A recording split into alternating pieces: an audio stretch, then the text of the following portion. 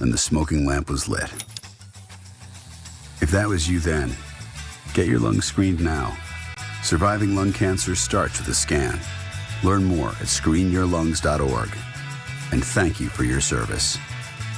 This PSA was made possible by industry funding and guidance from lung cancer patient groups. What is dedication? I think a parent's job is to protect our children, but also prepare them for the world so they become good, kind human beings. That's dedication. Find out more at fatherhood.gov. I'm attorney Brian Ritchie. Workers' comp can be tricky, but my law firm will be on top of all the complicated paperwork and sneaky deadlines so that all of your I's are dotted and T's are crossed. If you've been hurt on the job, I'm on top of it. Contact us at ritchielaw.com. WCMC-FM HD1 Holly Springs. The Oilers dancing with that shot knocked away by Vladar. Back for Hall. Power plays over, and it's going to be a breakaway. Coming out of the boxes, Hathaway, and what a play! Keandre Miller left his skates, knocked it away, and then a follow-up save by Anderson on the rebound on Couturier. And avoided taking a penalty in the process. That's the best defensive play I've seen in the playoffs so far, whether it be in the building or watching all the other games. Keandre Miller. Good afternoon, everybody. I am Adam Gold. We are inside Lenovo Center as we get ready for Game 2 tonight, Hurricanes and the Philadelphia Flyers. Welcome to the show. You can watch us on YouTube. We're actually coming to you live on YouTube from the arena today. We'll be here all day. So if anybody wants to bring me, a coffee, that'd be great. Max Cohn is producing the program, and let me just do a little producing off or on the air. I'm hearing myself back. Now I'm not. Perfect. Even better. Well done. Max anticipated what I was going to ask. Hope everybody is doing well, man. I'm excited for Game 2 tonight. Hopefully it will go similarly as did Game 1. I know there were a lot of people who thought, oh, man, Philadelphia, after their win over Pittsburgh, they're going to give Carolina a lot of trouble, and they may. This could be a long series. One of the things that I said this on the podcast on Saturday night was that one of the things that I love the most about this particular team is that they take nothing for granted. The attention to detail, the respect they have for the game, for the process, I believe matters a ton as to why they have looked as good as they have through 5 games. A lot of people thought Ottawa was going to beat Carolina. I don't think it was certainly a majority by any stretch of the imagination, and I don't think there's a majority of people who are picking Philadelphia to win this series. But the Hurricanes can erase all of that by just having the attention to detail, which they did in Game 1, which they did in all 4 games of the Ottawa series. I said this before. I think Ottawa is better than Philadelphia, so in some ways Carolina's second round might seem like it could be easier. Certainly Game 1 felt like it was a little bit easier. Got out in front of the game, scored twice. Then you scored the third goal after it could have gone the other way in the second period. Second period was a little weird. But Carolina obviously off to a good start. We're going to talk about that. I know there are some people focused on the NBA playoffs. I'm not sure Jaylen Brown's going to watch any more of the playoffs. Celtics blew a 3-1 series lead to the Philadelphia 76ers, lost Game 7 at home to, according to Jaylen Brown, a flopping Joel Embiid.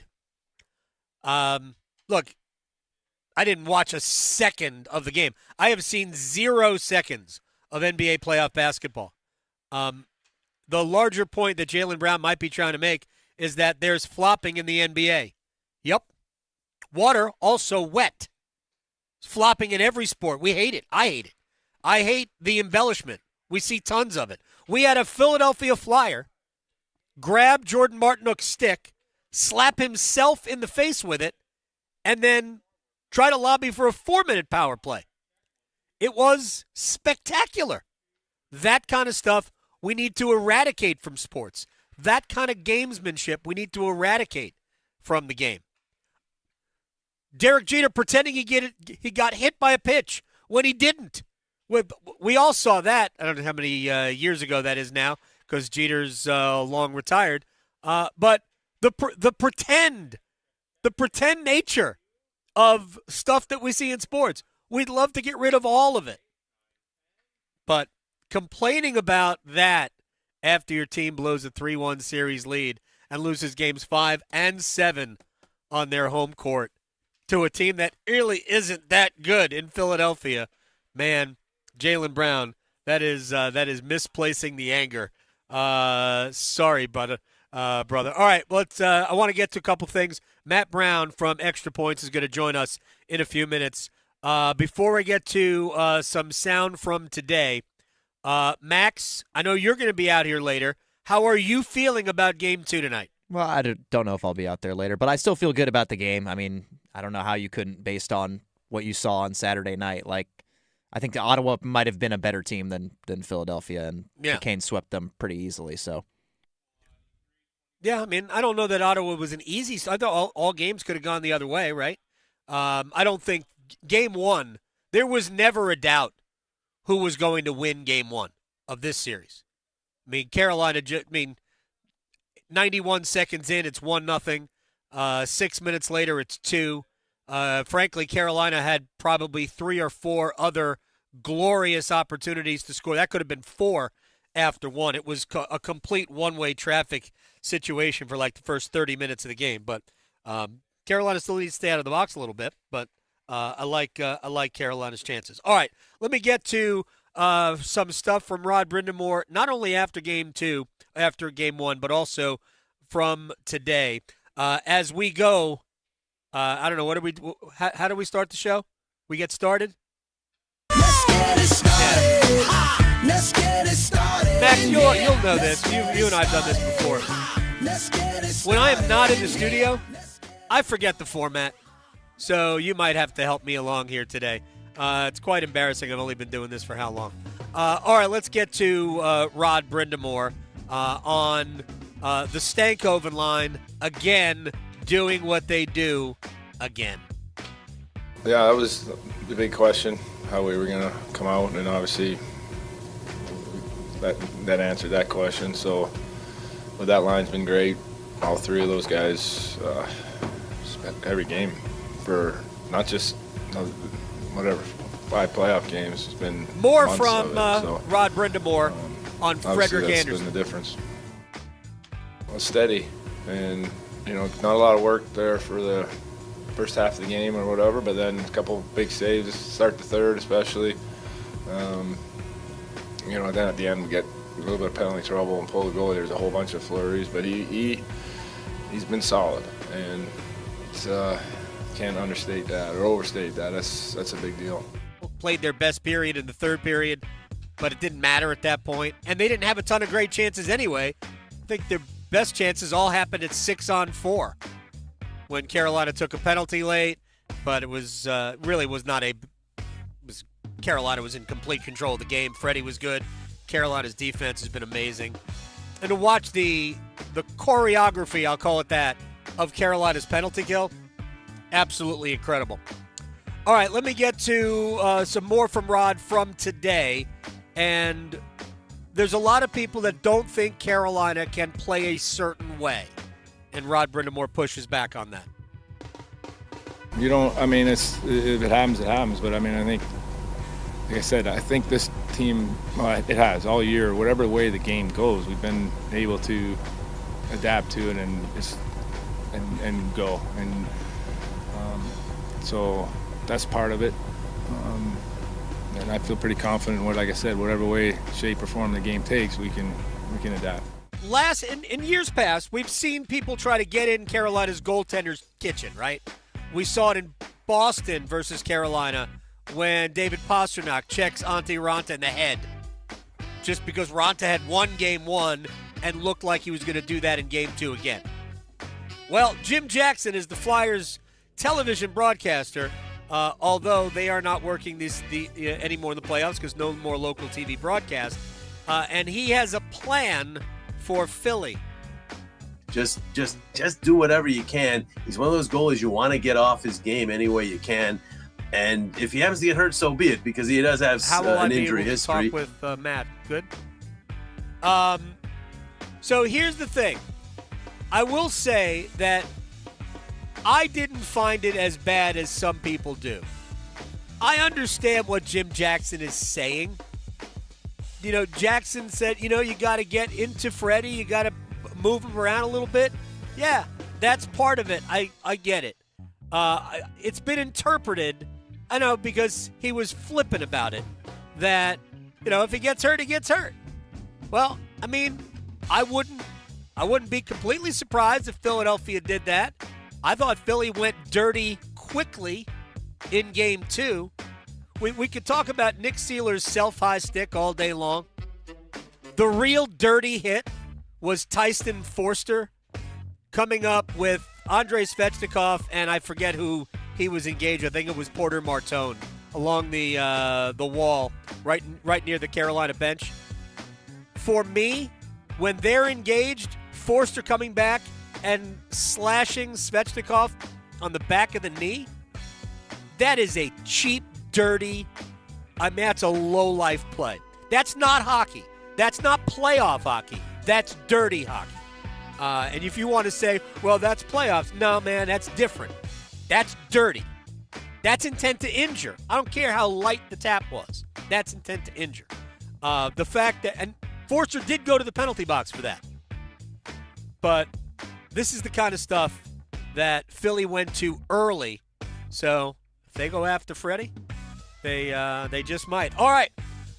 Big news at the end of the week when Duke announced a pretty substantial deal. We don't know the financial parameters, at least I don't, of their 3-game deal with Amazon Prime. The 3 games are UConn on November 25th in Las Vegas. That is a Thanksgiving Eve game. I didn't know Thanksgiving Eve was a thing. Then Michigan, the annual game to Madison Square Garden that Duke plays every year, against Michigan on November 21st.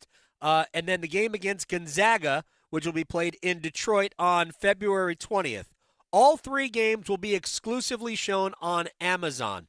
Matt Brown, Extra Points, the man himself, joining us on the Adam Gold Show. Now, sir, I know you wrote about this today. There's a lot of elements that I want to talk about this. But before we start, the Big Ten is suing to prevent Duke from doing this, claiming that they own the Michigan game. So I want to start with this, in that I would find it hard to believe that Duke, who had to get permission from ESPN to do this, wouldn't know ahead of time that this game was essentially the ACC's property. So what are your thoughts on that element before we get into what this deal might be? Well, I think this is the kind of story that is far more likely to be resolved outside of a courtroom than anything more formalized. My understanding is that there hasn't been an actual lawsuit filed yet, other than the Big Ten putting on fancy letterhead messaging saying, hey, just so you know, us and Fox are claiming that we own this game. My understanding is that claim is coming from a secondary agreement between the Big Ten and the ACC about who should own neutral site games in what they're calling shared territory, like Washington, D.C., where you've got lots of Big Ten and ACC alumni and institutions. We shared some quotes here from some intellectual property attorneys that think like the Big Ten can't really own this game. My suspicion here is that this is more about a leverage play to try to get control of one game, to try the same Amazon experiment that Duke and ESPN here are running, rather than necessarily trying to prevent it. And in a worst case scenario, Duke can just play Michigan at almost anywhere else and not have to worry about this problem. Right. I mean, they could have played this game at Cameron Indoor Stadium if they wanted to. Right. Could you imagine such a thing? A major college basketball game in November, December on campus? Perish the thought. It's funny. Well, Duke brings a game basically to Madison Square Garden every year. They do it. Sure. They played Texas Tech there last year. This is a routine for them. Duke knows that there are far more Duke basketball fans outside of Durham, North Carolina, than there are in Durham, North Carolina. It's why they'll bring games to Charlotte and Chicago and New York routinely, and why they. And I know there was some other reasons they wanted to play in D.C. last year because that was where the East Regional was, and they anticipated maybe playing some games there. Regardless, I also talked to an intellectual property attorney, this guy David McKenzie in town. He wrote long about it, and his takeaway was that the Big Ten is probably just jealous that they didn't think of this first. So maybe maybe this is where we're going. But now to the deal. Well, do you have anything else to say before we talk about the deal itself? No, I think that'd be fair. Look, the deal itself is definitely leading to some overreactions, I think. No doubt. So do we know, like Duke, obviously, because the way these contracts are written, the grant of rights, and by the way, NIL seems to be just like grant of rights. To be honest, the Darian Mensah deal with former Duke quarterback now at Miami.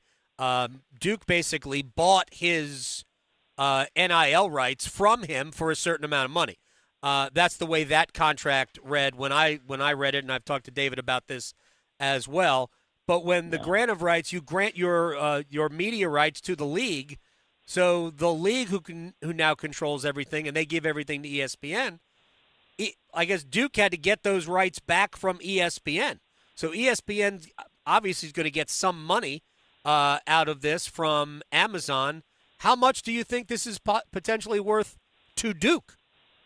It's a great question. I honestly, legitimately do not have a good idea because we have enough data to suggest that a Duke regular season basketball game against a top 10 opponent, which UConn and Michigan should be for next year. Those have the potential to be the highest viewed games on linear television across the entire regular season. Now, we also have to recognize that the most viewed regular season college basketball game will do Holiday Bowl numbers. It's not going to do enormous numbers. Right. Independent of that, the way that things have typically worked for Amazon or Netflix or Apple or any of these FANG companies that want to buy in here is you generally have to overpay a little bit to price something away. And I think David's analysis here makes a lot of sense to me, where the risk is relatively low for ESPN. Those are three big basketball games. The understanding here is that not only did ESPN get some sort of cash considerations, but they got Duke to agree to appear on other ESPN-controlled events over the next two seasons. So it's not like ESPN's going to miss out on controlling Duke basketball, major out-of-conference games. The big question here is Amazon wants to know is how many people are willing to pay extra money to sign up for yet another streaming service to watch this. And if it works out well, if Amazon makes money and tens of thousands of people sign up, I would imagine there's going to be a lot more demand to peel off individual basketball games. I don't know if the math works for football, but for basketball, I mean, that could be bare minimum hundreds and hundreds of thousands of dollars. Matt Brown, Extra Points, is joining us here on the Adam Gold Show. So a couple of other things that David floated, and I'm going to actually forward you what he wrote about if you haven't seen it already, is that because this is all new, a lot of this is new, although we're starting to see, obviously, Amazon getting involved in the NBA, and they do a Monday night package for the NHL in Canada. So they're starting to delve into live sports, and obviously NFL, that this is just another area where this is sort of an experiment that they're trying to, that they're almost doing for ESPN. Because, I mean, if you're ESPN, you've got your own direct-to-consumer platform. Like, this would be a good idea for you to do, as opposed to, especially since you already control these games. Potentially. It was interesting to me to see almost a hyperbolic reaction to this event, as this is game-changing for the industry. All these other big brands are going to be trying to do this. The idea of sub-licensing a small handful or a portion of your games to some other provider, that's been going on for a little while. It's just been at the bottom end of the market. The place where I'm most familiar with this sort of thing occurring is with college baseball, where ESPN is going to commit to, all right, we're going to do X number of games that are going to be linear for baseball and softball, and we need to have an X number of games that the school is producing that are going to live on ESPN Plus or the ACC network or some other entity. But it's not uncommon for ESPN to say, we don't want all of them. And what you want to do with the rest is up to you. And so that might mean you sell it to Flow Sports and you put it behind the paywall there. You might self-produce it and shoot it on your own network. I know a couple of SEC schools put a couple of like midweek games on like Auburn Plus or like their their own direct model. And those are all kind of tests too, because I say this with love. You generally have to be a real sicko to watch midweek college baseball in March against some bad SoCon team. But we already have some experience now of what that looks like. Could there be more of it for men's and women's college basketball with Netflix, Apple, and Amazon? Maybe. We'll see how this goes, but I'm sure that ESPN is very excited to get some more test data, and maybe they might explore moving some of the stuff that might previously live on Plus into straight up pay-per-view. How some of these games used to be too. Right. Pay-per-view is good.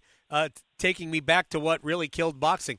Matt Brown, Extra Points, is joining us here on the Adam Gold Show. 2 more questions. I hope I'm lucid enough to remember which two. What are the NIL implications here? Could Amazon be, I don't know, almost subsidizing Duke's NIL if we get players involved in Amazon ads? Unquestionably, and we were already seeing this a little bit with the Players Era tournament, right? And sure, you even see this in the contracts for regular conventional basketball games, where it might be all right. We're going to give you X guarantee, and X percent of that guarantee is going to go to the school, and the other percent of that's going to go to some third party fund to help there.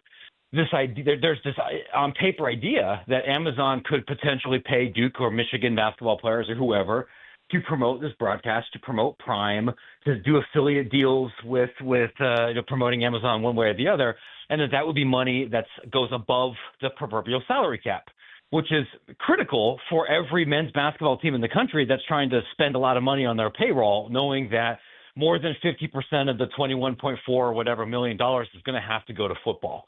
The reason I wrote about this today, I'm hesitant to make a big deal out of that angle, just because I don't think the salary cap functionally matters. Everybody would like more corporate money. You would like Amazon or Learfield or Nike or anybody to help share the cost for some of these things so you don't have to do it.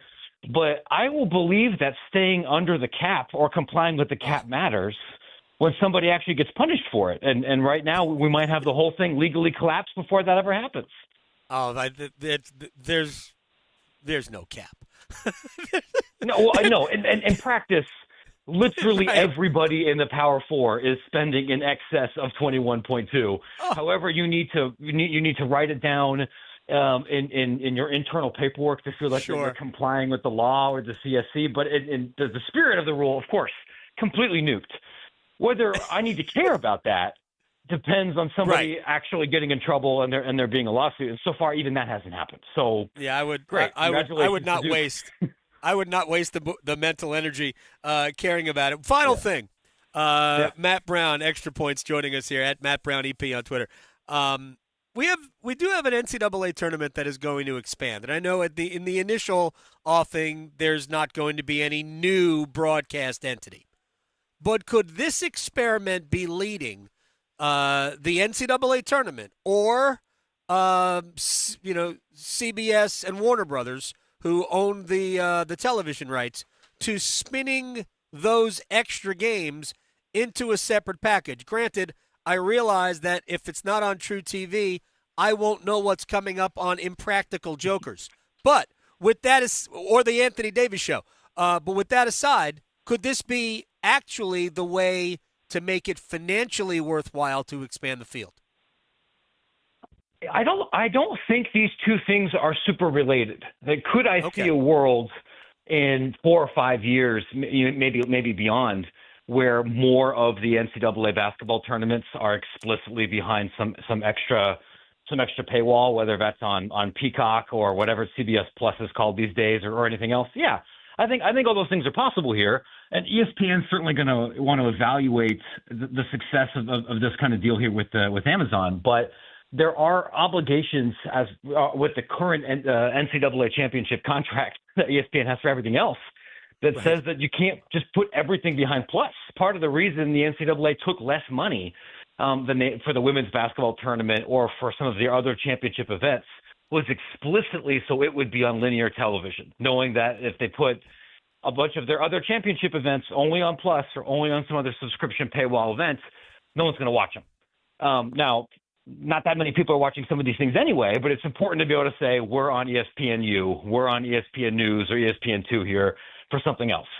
When that deal expires, or if some other things change here with how broadcast television companies are organized, sure, that could change. But there's an awful lot of stuff going on here that doesn't really have anything to do directly with college sports that I think would shape how likely that is. Matt Brown, extra points at Matt Brown EP on Twitter. You should get the newsletter at the very least. Sir, thank you so much for your time. You bet. Thanks for having me. Take care, everybody. You got it, man. All right, Matt Brown here on the Adam Gold Show. When we come back, Erik Cole, Stanley Cup champion, on what he saw from his old mates in game number 1 and what his thoughts are about game 2. Next. Questioning goalie interference calls since day one. The Adam Gold Show on the North Carolina Sports Network.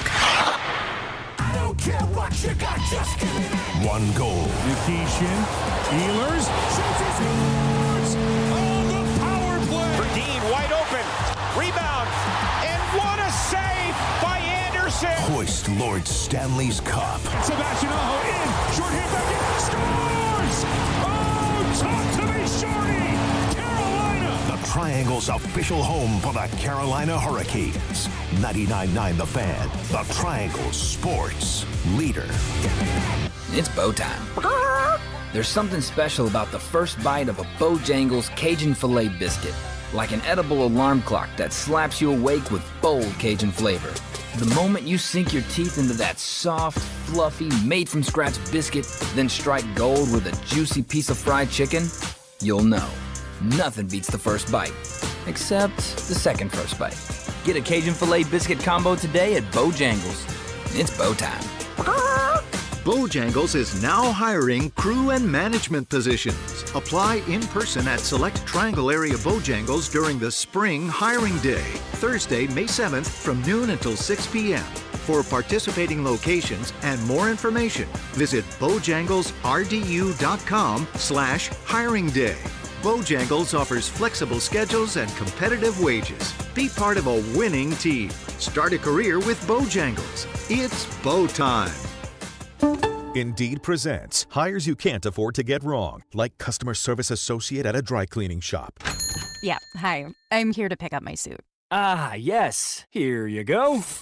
There must be a mistake. This is too small. It shrunk a whole lot. Look on the bright side. Now you have a suit you can give to a child. This is a job for sponsored jobs. This is what happens when you don't sponsor your job on Indeed. Next time, get matched with quality candidates with Indeed sponsored jobs. Visit Indeed.com/hire now and sponsor your job today. When sleep isn't working, everything feels harder. Your health, your patience, your focus, even your relationships. I'm Megan Giggling with Parkway Sleep Health Centers. Too often, people are told to wait months or even years just to talk to a sleep specialist, but untreated sleep problems don't wait. At Parkway, care begins within weeks with home sleep studies and fast, coordinated support, so people can move forward instead of staying stuck. Better sleep changes everything. Parkway Sleep, your fastest path to better sleep. Start today at parkwaysleep.com. Sound sleep, sound health. I'm Tiffany. I have some tips for you on how to quit smoking like I did. First, I did some reading about it. I found a lot of great advice on how to quit smoking and picked out the ways I thought would work best for me. I started by setting a quit date. Then I threw out my ashtrays, lighters, and matches. I did other things too, like exercising more, and it worked. But I'd still get cravings, especially on long car rides. To help me with that, I put a picture of my mother in my car. She died of lung cancer from smoking cigarettes when I was only 16. Now I have a 16-year-old daughter. That picture of my mother reminds me that I don't want to miss all the things my daughter is going to do in her life, including turning 17. You can quit. For free help, call 1-800-QUIT-NOW. A message from the U.S. Department of Health and Human Services and CDC. Jake from State Farm. I just beat my running PR, so I'm celebrating with the Banana Bonanza smoothie. Hey, and you can keep celebrating when you create an affordable price just for you by bundling your home and auto with the State Farm Personal Price Plan. Go bananas. I will. Hey, make it a large. Bundling, just another way to save with the Personal Price Plan. Like a good neighbor, State Farm is there. Prices are based on rating plans that vary by state. Coverage options are selected by the customer. Availability, amount of discounts and savings, and eligibility vary by state. This is Adam Gold. I told Tim, who does the afternoon show, I said, I'm about to turn this game around. We need Cheez-Its. So I went to go get magical Lucky Cheez-Its, and guess what? Boom. Period 2, tied it up. And then at the end of the game, I still had like 8 Cheez-Its in the cup left, and I said, Lucky Cheez-Its. There you go. The Adam Gold Show.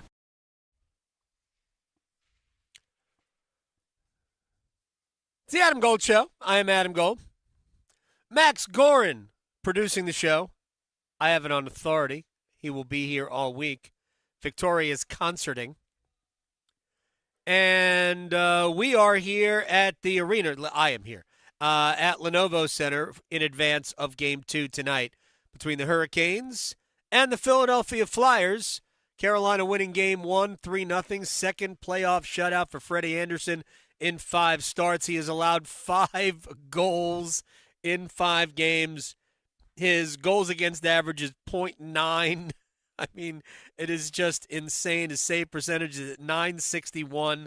Obviously, he has played incredibly well, but this has been really a defensive clinic for Carolina through 5 games. Any reasonable read of Carolina's first 5 games, you would go, well, Freddie won Game 2. He was spectacular and a little lucky as Carolina beat Ottawa in the double overtime Game 2 win. But other than that, Carolina's team defense, their ability to eliminate time and space from first the Senators and on Saturday night, the Flyers, has been next level clinical. Erik Cole, Stanley Cup champion, friend, joining us on the Adam Gold Show. 5 for 5, not bad. What has stood out to you the most through 5 games? Well, I think you were just touching on it. You know, it's the team defense has been superb. Goaltending's been good, and they've gotten really good special teams. Like the special teams have been a factor too.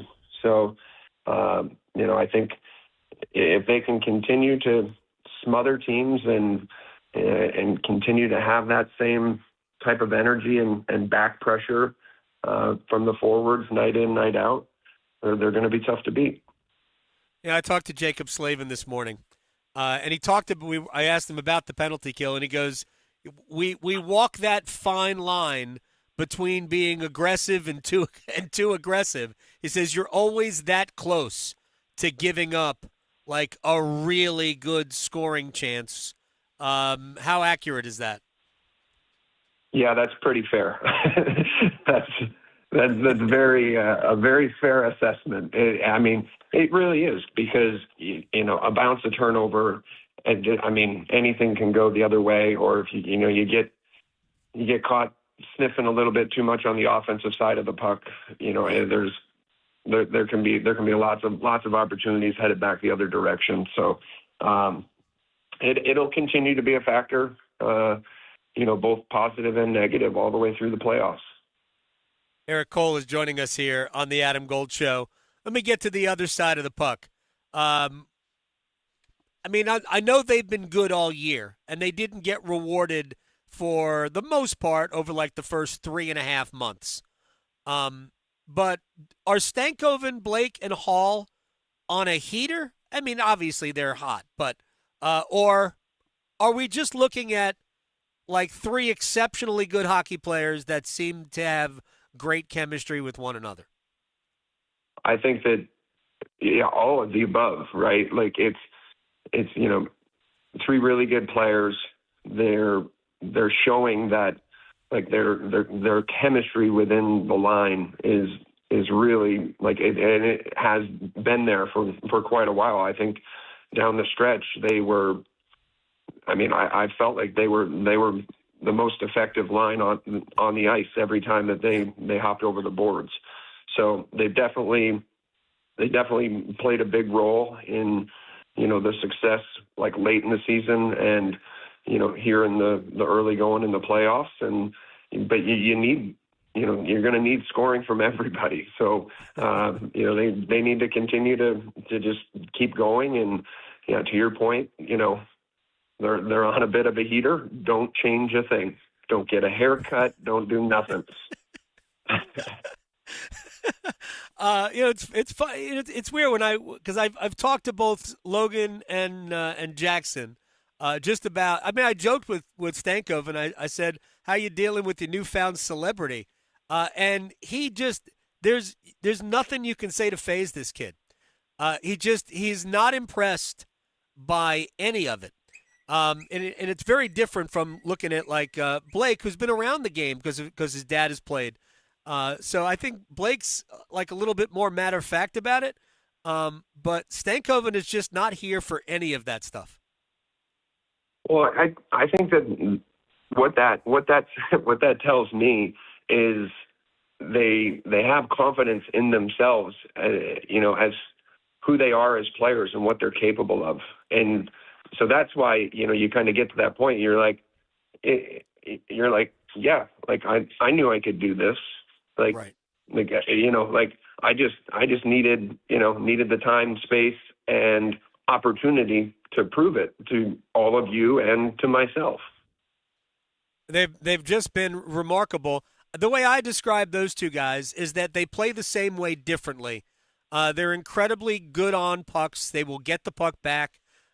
Blake does it differently than Stankoven does. Blake's almost more east-west than he is north-south, and Stankoven is just coming straight at you. What do you think Taylor Hall has meant to those two guys? And maybe the better question is vice versa, what they have meant to him. Yeah, for me, it brings me back to when I was playing with Skinner for a bunch of his rookie season. It kind of rejuvenates you a little bit when you get some of those younger guys in the lineup. I had it a little bit in both Montreal and Dallas as well. It gets your juices flowing a little bit more, and then on top of that, the amount of experience that Taylor has that he can share, with those two younger players, the experience, the knowledge, and just how to go about things, how to communicate with one another, both on the ice and on the bench. I think they kind of go hand in hand. Erik Cole is joining us here on the Adam Gold Show. Do you have any concerns about the fact that other than 2 empty net goals, that Aho's got 1, Jarvis and Svechnikov have no goals through 5 games? Well, I mean, I think that, at some point you expect that'll change, right? And right. If they're creating opportunities and they're getting looks, like that's where it becomes alarming, is if they're not getting opportunities. Right. That's where there's cause for concern. And whether it's an empty net or you blew it past his glove, they all count on the stats list. Hey, Aho's got 3 goals. And when we all add it up after it's over, who knows? Maybe we're at a parade sometime in June.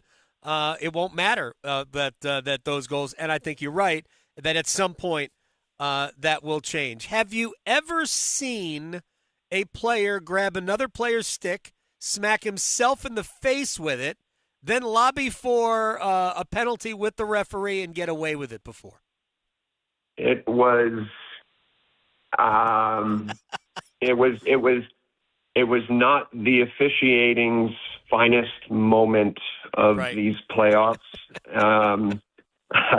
I think that there are some situations out there that like when I can remember going back, going to the penalty box being like, either you're having a really bad day or like you're gonna come apologize to me the next time you see me, because you never should have called that.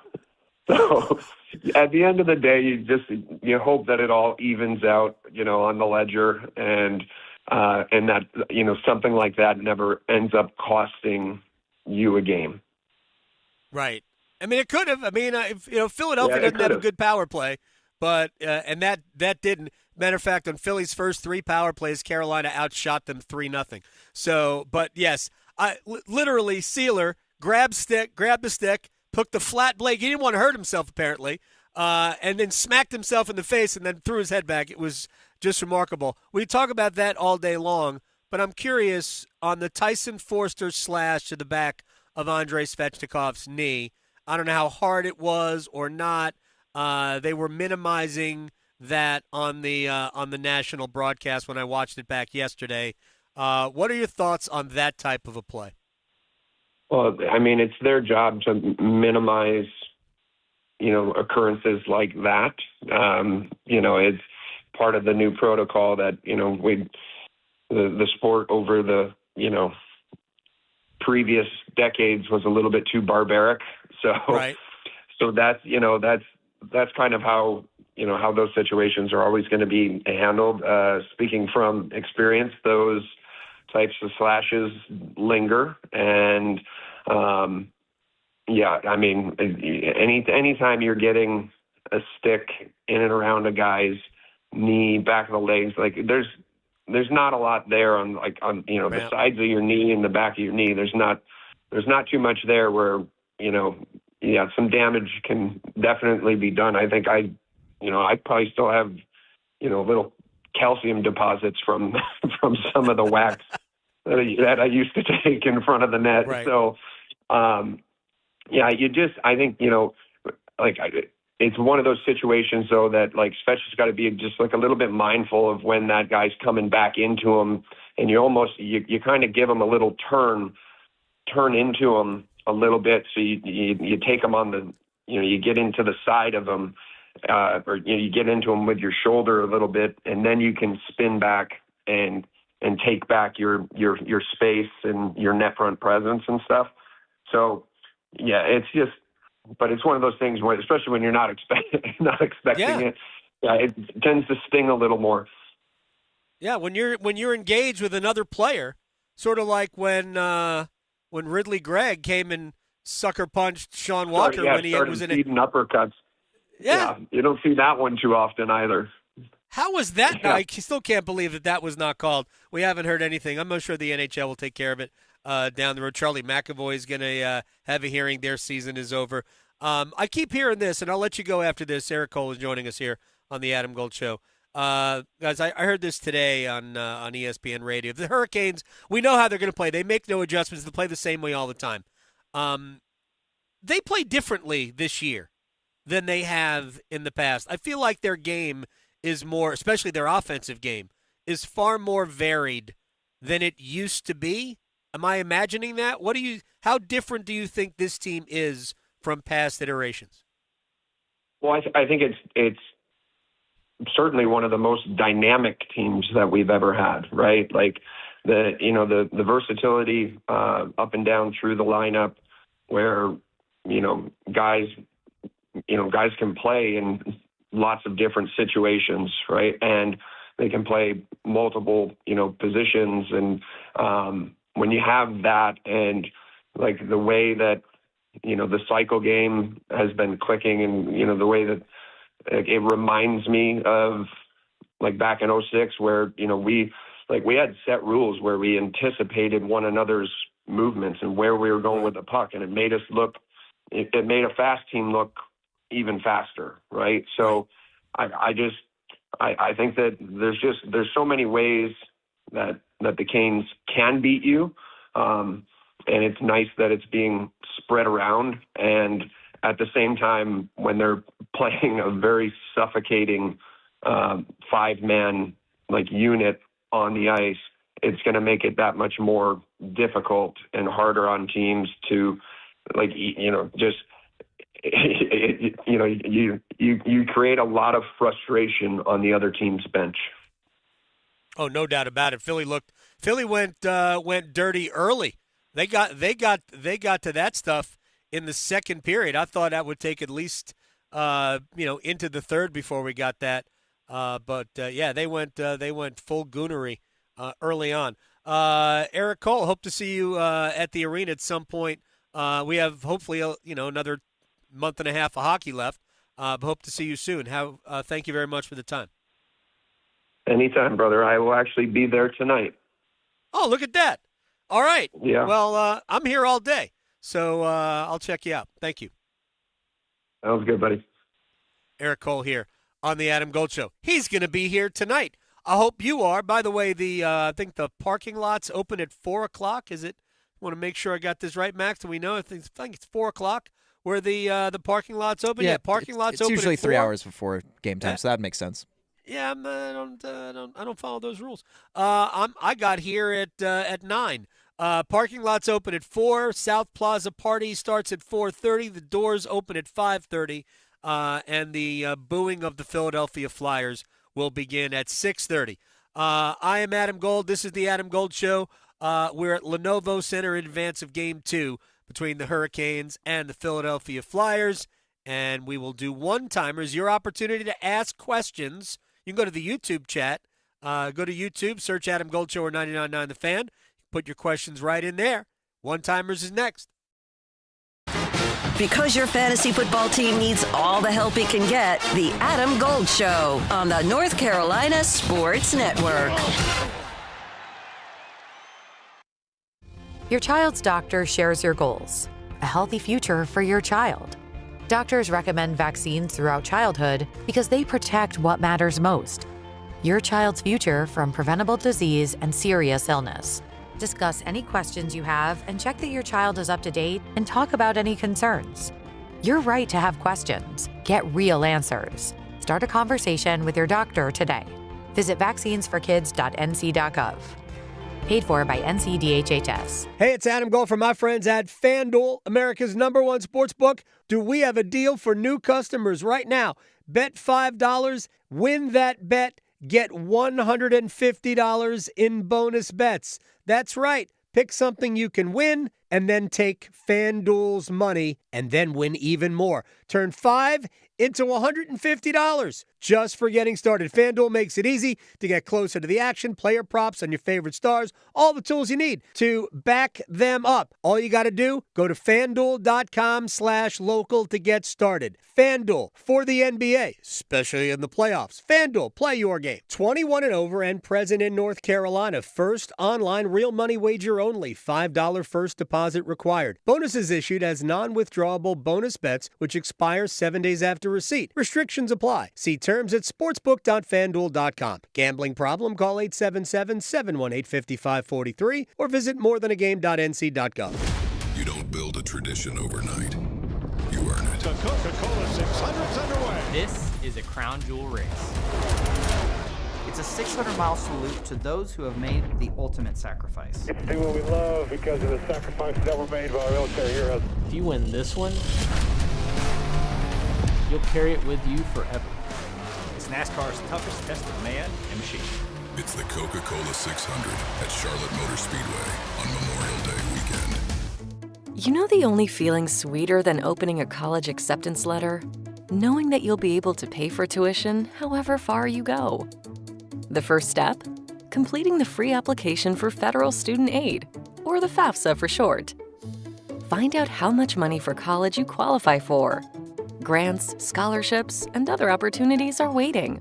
How far can you go? Find out at cfnc.org/FAFSA101. Wouldn't it be great if life came with a remote control? You know, you could hit pause when you needed to, or hit rewind, like that time you knocked down that wasp's nest. Uh-oh. Well, life doesn't always give you time to change the outcome, but prediabetes does. With early diagnosis and a few healthy changes, you can stop prediabetes before it leads to type 2 diabetes. To learn your risk, take the 1-minute test today at doihaveprediabetes.org. Brought to you by the Ad Council and its prediabetes awareness partners. AmeriHealth Caritas North Carolina is with you on your health journey and helping you over life's bumps in the road. We're a Medicaid managed care plan with extra benefits like adult vision care and weight loss memberships. Plus, earn rewards for healthy activities on our care card. We make care the heart of our work. Let's go.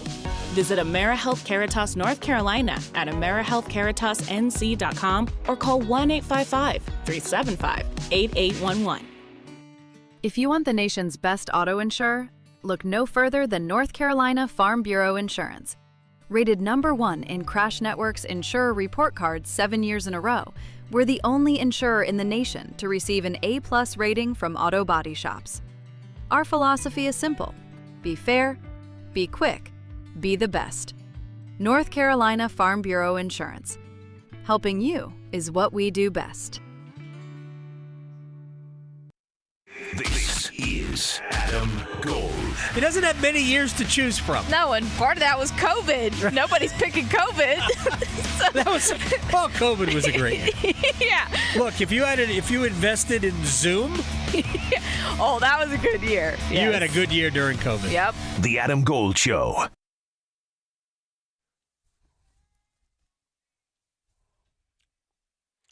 It's the Adam Gold Show. I'm Adam Gold at Lenovo Center. Hurricanes and the Philadelphia Flyers. Game 2, round 2, tonight at 7 o'clock.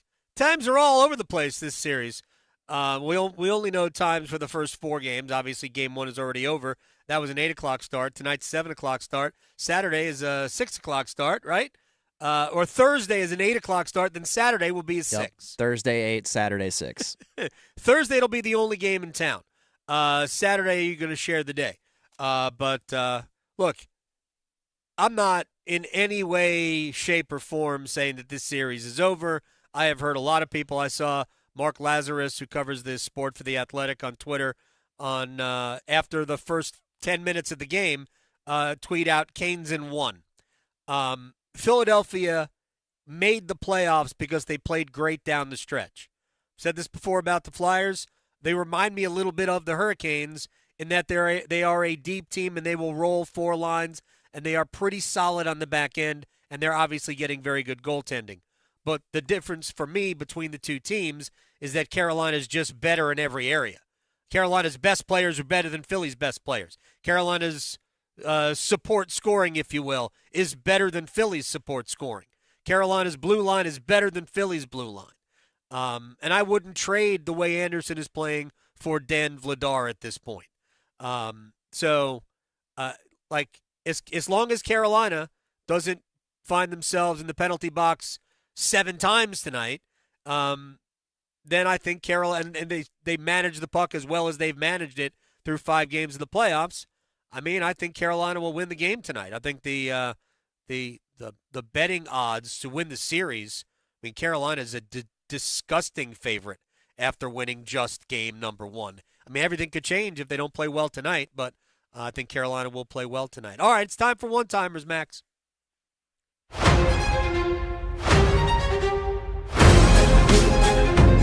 right, so where are we going?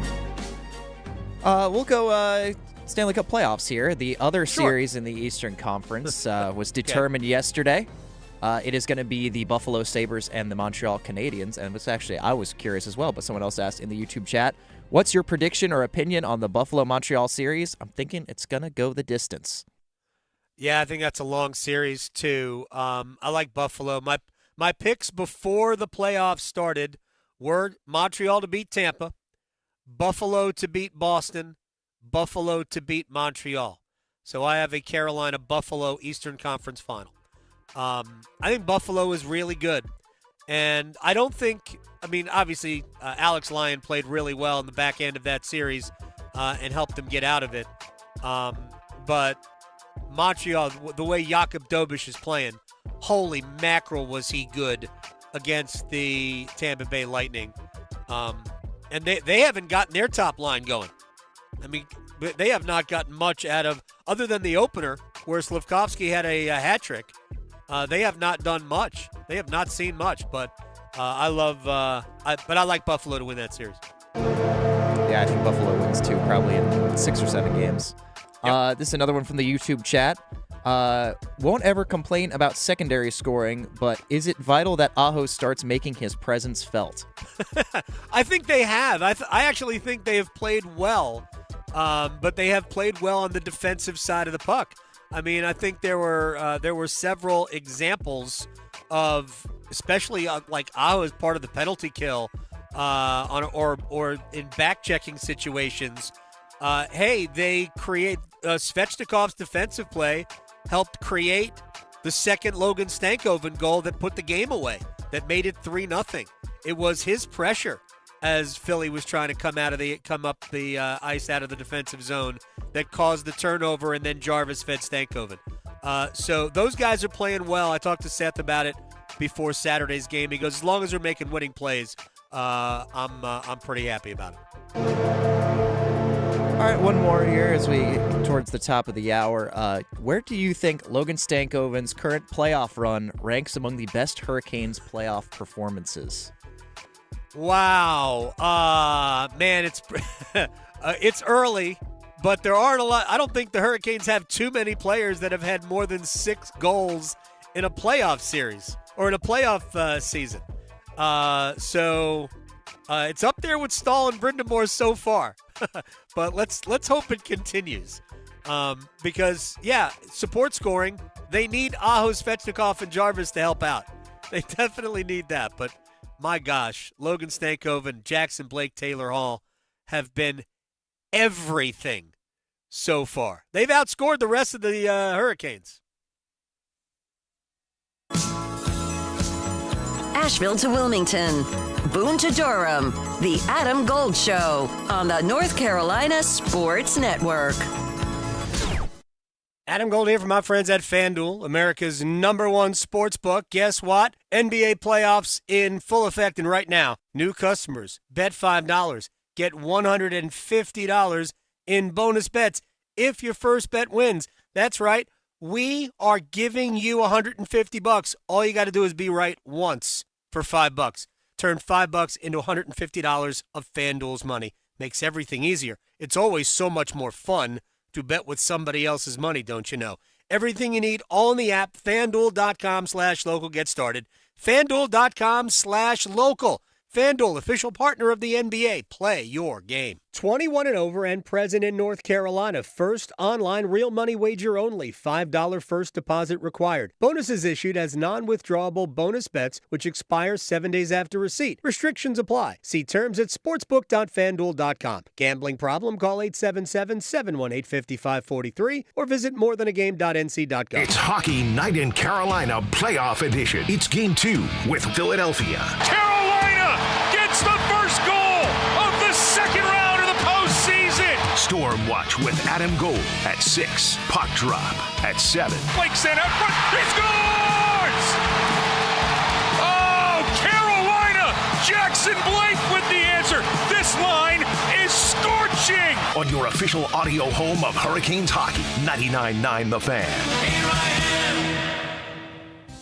Calling all Caniacs, come watch the playoffs at Carolina Ale House as the official Canes road game headquarters. Carolina Ale House is hosting viewing parties for the Hurricanes away games. Join us for indoor-outdoor viewing parties at our Cary location throughout the playoffs. Think of it as a hometown tailgate. You just bring a lawn chair, enjoy food and beers from the outdoor bar, and watch on our enormous TV. Visit CarolinaAlehouse.com/Canes to learn more, or keep an eye on our social media. Ale yeah, and go Canes! Credit card interest rates are now over 29%, and most people are only making the minimum payment, so they're getting nowhere. Hey, it's Dennis Cox for Loan Pronto, but here's what many homeowners don't realize. Using the equity in your home, you can easily access hundreds of thousands in cash. With Loan Pronto's Rapid Equity Loan, you can pay off your credit cards, your existing HELOC, your car loans, or get money for that home improvement project. One client just got $100,000 approved and saved over $1,500 a month. And here's the best part. With Loan Pronto, you can do it all from your phone with zero out-of-pocket, no hard credit pull up front, no appraisal, no long drawn-out bank process,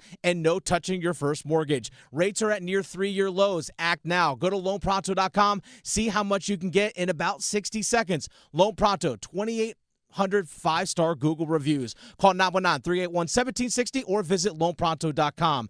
919-381-1760, loanpronto.com. Equal housing lender, NMLS 166171, NMLSconsumeraccess.org. Earth Justice is a national legal nonprofit fighting to protect people's health, to preserve magnificent places and wildlife, and to combat climate change. Visit us at earthjustice.org. Earth Justice, because the earth needs a good lawyer. In the zone, AutoZone. Welcome to Markdowns for Miles at AutoZone. Got any markdowns on brakes? We mark Duralast brake pads down to free. Free Duralast brake pads? When you buy 2 rotors. Can I get Duralast Gold pads for free? With 2 Duralast Gold rotors, and there's a lifetime warranty on brake pads. That's a huge markdown for so many miles. Save on brakes and more during Markdowns for Miles at AutoZone. Get in the zone, AutoZone. Restrictions apply. I'm attorney Brian Ritchie. Getting hurt in a car wreck comes with all kinds of stress and frustration. But when you call me, I'll be on top of all of it. So all you need to worry about is getting better. If you've been injured in a car wreck, I'm on top of it. Contact us at richielaw.com. Broadcasting live from the Eagle Leasing Studio, WCMC HD1 Holly Springs, 99.9 The Fan, the Triangle Sports Leader.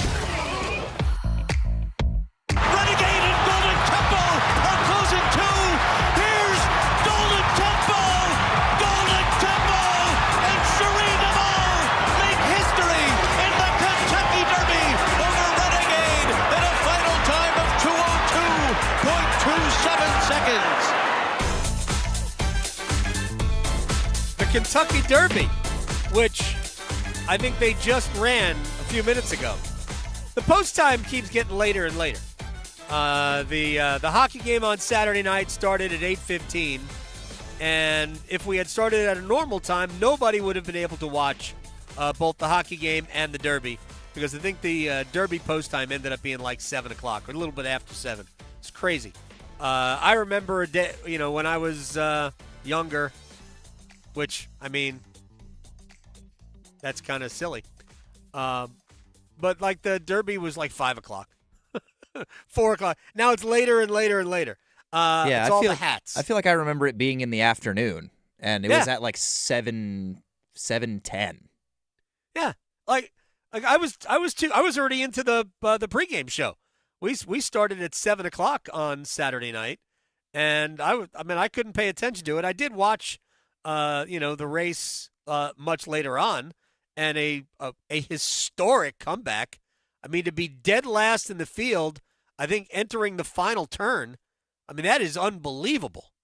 But hey, we spoke about it on Friday, and the guy we talked to, a longtime racing reporter, said all the best horses look the same to me. He goes, I kind of like somebody off the pace, but he did not mention the horse that won. So, I'm sure if people watched it, maybe if you had a wager on it, even better. All right, but we have a hockey game tonight.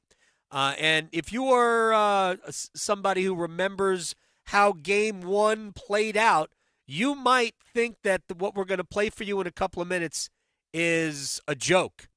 It is not a joke, other than, wow, this person is delusional.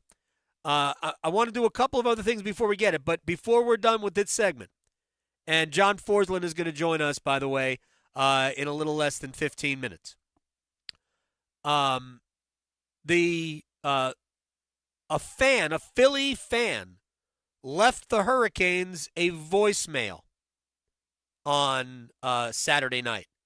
It was after the game was over. A Philly fan left the Hurricanes a voicemail, and they put it out on social media, but we're going to play it if you haven't heard it. We're going to do that in a little bit. All right, let's get to a couple of other things as we run it back for the second time. First thing, let's do a little bit from Rod Brindamore today. And I asked Erik Cole this. Rod talked about it. The Hurricanes are not the same team that they have been. They are well-equipped to play any type of game you want, and they are well-equipped to beat you at it. They proved it against Ottawa. They did it against Philadelphia. And I kind of think they're going to do it for a while. But We still got to play the games. Here's Rod on the varying nature of this team. You don't, I mean, if it happens, it happens. But, I mean, I think, like I said, I think this team, it has all year, whatever way the game goes, we've been able to adapt to it and go. And so that's part of it. And I feel pretty confident in like I said, whatever way, shape, or form the game takes, we can adapt. Yeah, look, I think this team is tougher than people think. I think they're more physical than people think. I think they can beat you in multiple ways, and not just a team that creates turnovers off a forecheck. They're a team that can go end to end with the best of them. The Jackson Blake goal explains that as much as anything. Carolina led the NHL in goals off the rush this year. What? When did that ever happen? Think about how many times they don't convert off the rush, too. So, look, this is a much better team, a much different team. I'm going to say better. A different team than they have been in the past. All right. I don't know how many people watched Montreal-Tampa last night, but Montreal had 0 shots on goal in the second period and 9 for the game in a 2-1 Game 7 win in Tampa. Greg Wyshynski of ESPN on how. I think Tampa Bay coach John Cooper is wondering the same thing tonight. You know, he said it himself. The hockey gods have smiled upon him many times in his career, and they just did not smile upon his team tonight because the 2 goals that Montreal got were kind of fluky. The game winner being a bit of hockey skill, knocking the puck out of the air as Newhook did. But, it's kind of inexplicable. The fact that the Lightning pumped as many shots on goal on Jakub Dobas as they did. He turned them aside. He played really well. It's kind of eerie, I think, for John Cooper, their coach, because he was also the coach of Team Canada in the Olympics against the United States. So this is the second time he's gotten goalied in a big loss this year, but Montreal moves on. The Canadians are good. The Canadians, I think Carolina's better than Montreal if it comes down to that. And I know the Hurricanes lost to the Canadians all 3 times this year. I think they were significantly the better team in 2 of the 3. But they lost the games. Jakub Dobas played great against them both times. And the other game, it was a gong show. There was the final score was 7-5. The other game that those 2 teams played here, it was the first time that we had seen Brandon Bussi stink. It was it New Year's Day? I think it was New Year's Day game. It was the first time we had seen Brandon Bussi play badly. And he bounced back after that. But to me, if Carolina plays their game, I think they can beat Montreal. So I'm not really concerned about any opponent.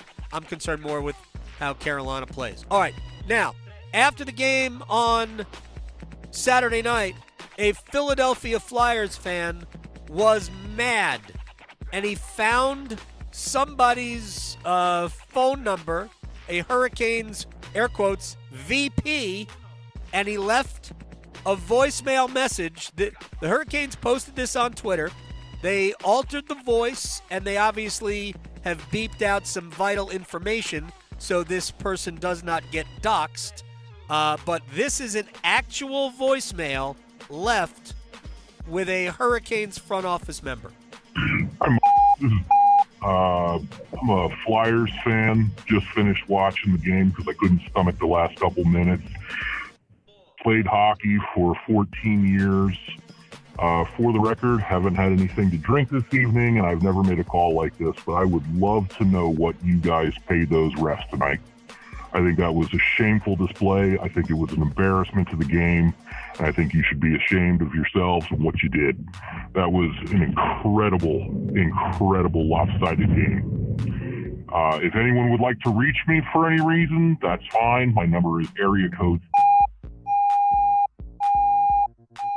I actually live in and I think it's embarrassing that a Southern team cannot win without cheating. So, good luck to you, but I think if you're a fraud, your team's a fraud. Martin Brindamore, your coach, should have been had to have a little more pride considering he played for an actual team for 9 years, as I will recall. Anyway, pretty upset. Never made a call like this. I think you should reevaluate what your thoughts are in the game and whether or not your team should deserves to be where they are. All right, have a good night. And go off. Oh my God. I can't tell you how many times I've heard that already, and I laugh hard every time.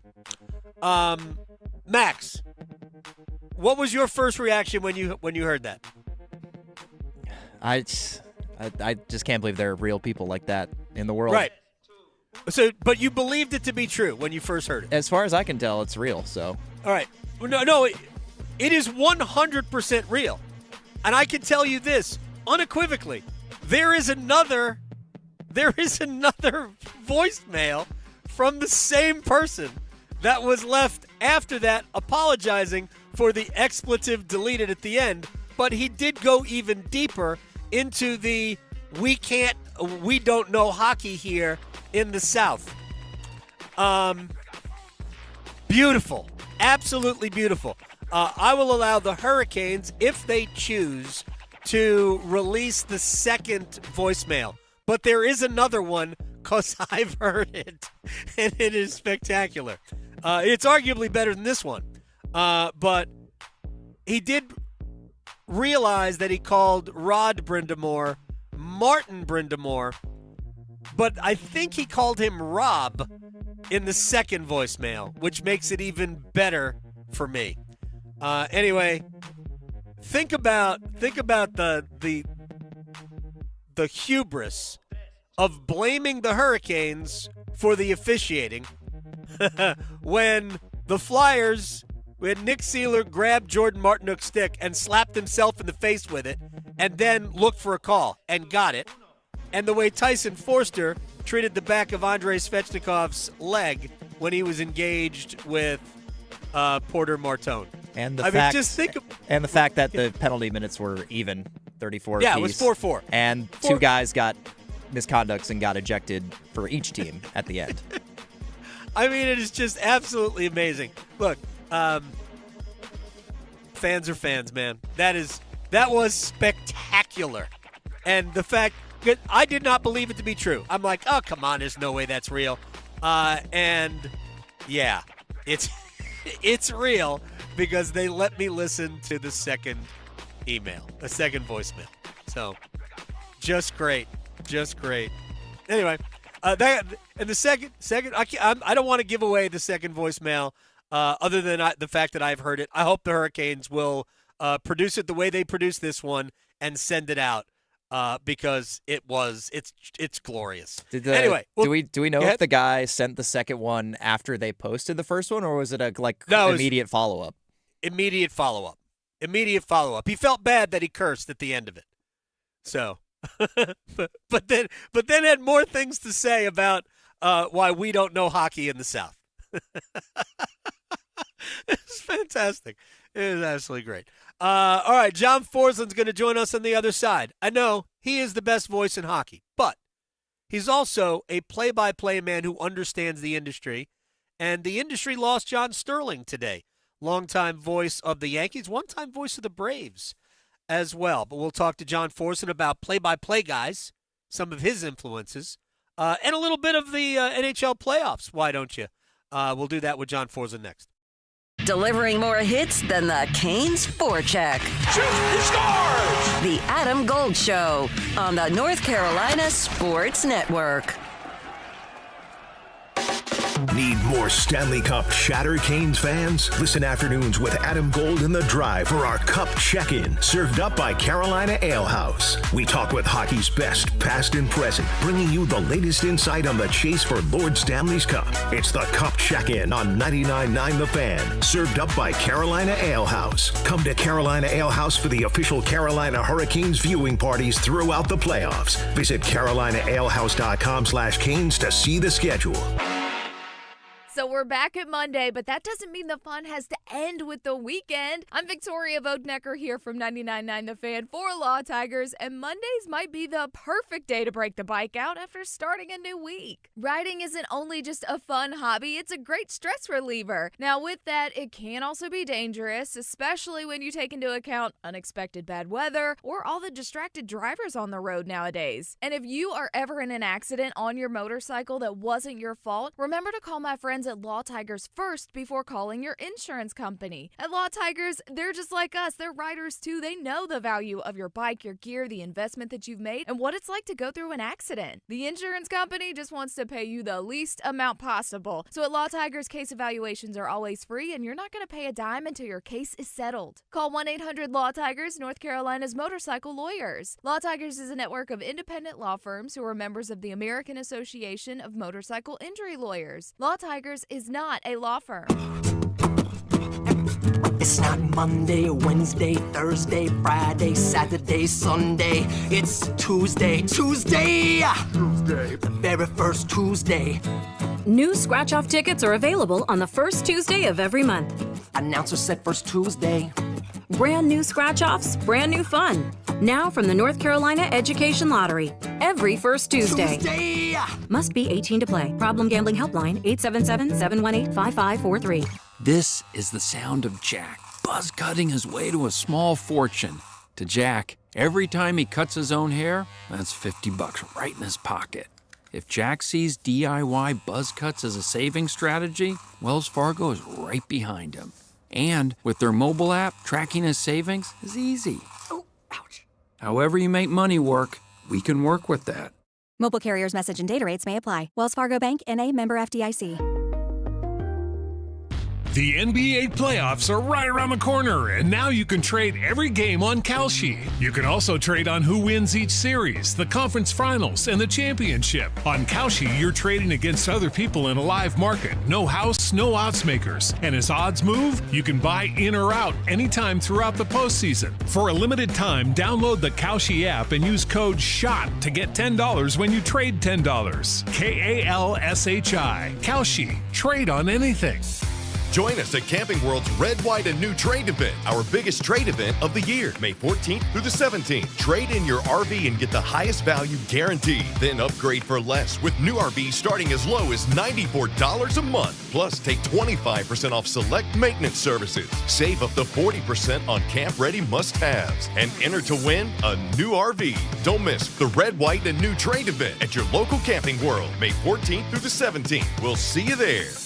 In the zone, AutoZone. Welcome to Markdowns for Miles at AutoZone. Thanks. Is oil marked down? Save up to $15 when you buy 5 quarts and a filter. And fuel treatment? 2 for $9 on Lucas. Brake pads? Marked down to free. Free? Get free Duralast brake pads when you buy 2 Duralast rotors. That's several markdowns. For many more miles. Get in the zone, AutoZone. Restrictions apply. One Adam Gold. Person in front of me in line had a box of wine. Oh, yeah. I feel that person. If you are buying boxed wine on a Friday, that thing is open right now. In the car. Yeah. I don't even need it to cool down. She jammed a big straw right through the top of the box yeah. in the Went car. to the gas station to get a cup of ice. Like, they don't even care. The Adam Gold Show.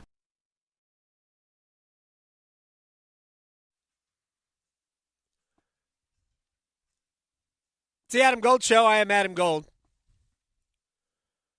Hurricanes, Flyers, Game 2, Round 2, tonight, 7 o'clock. If you're listening locally, pregame show will start at 6.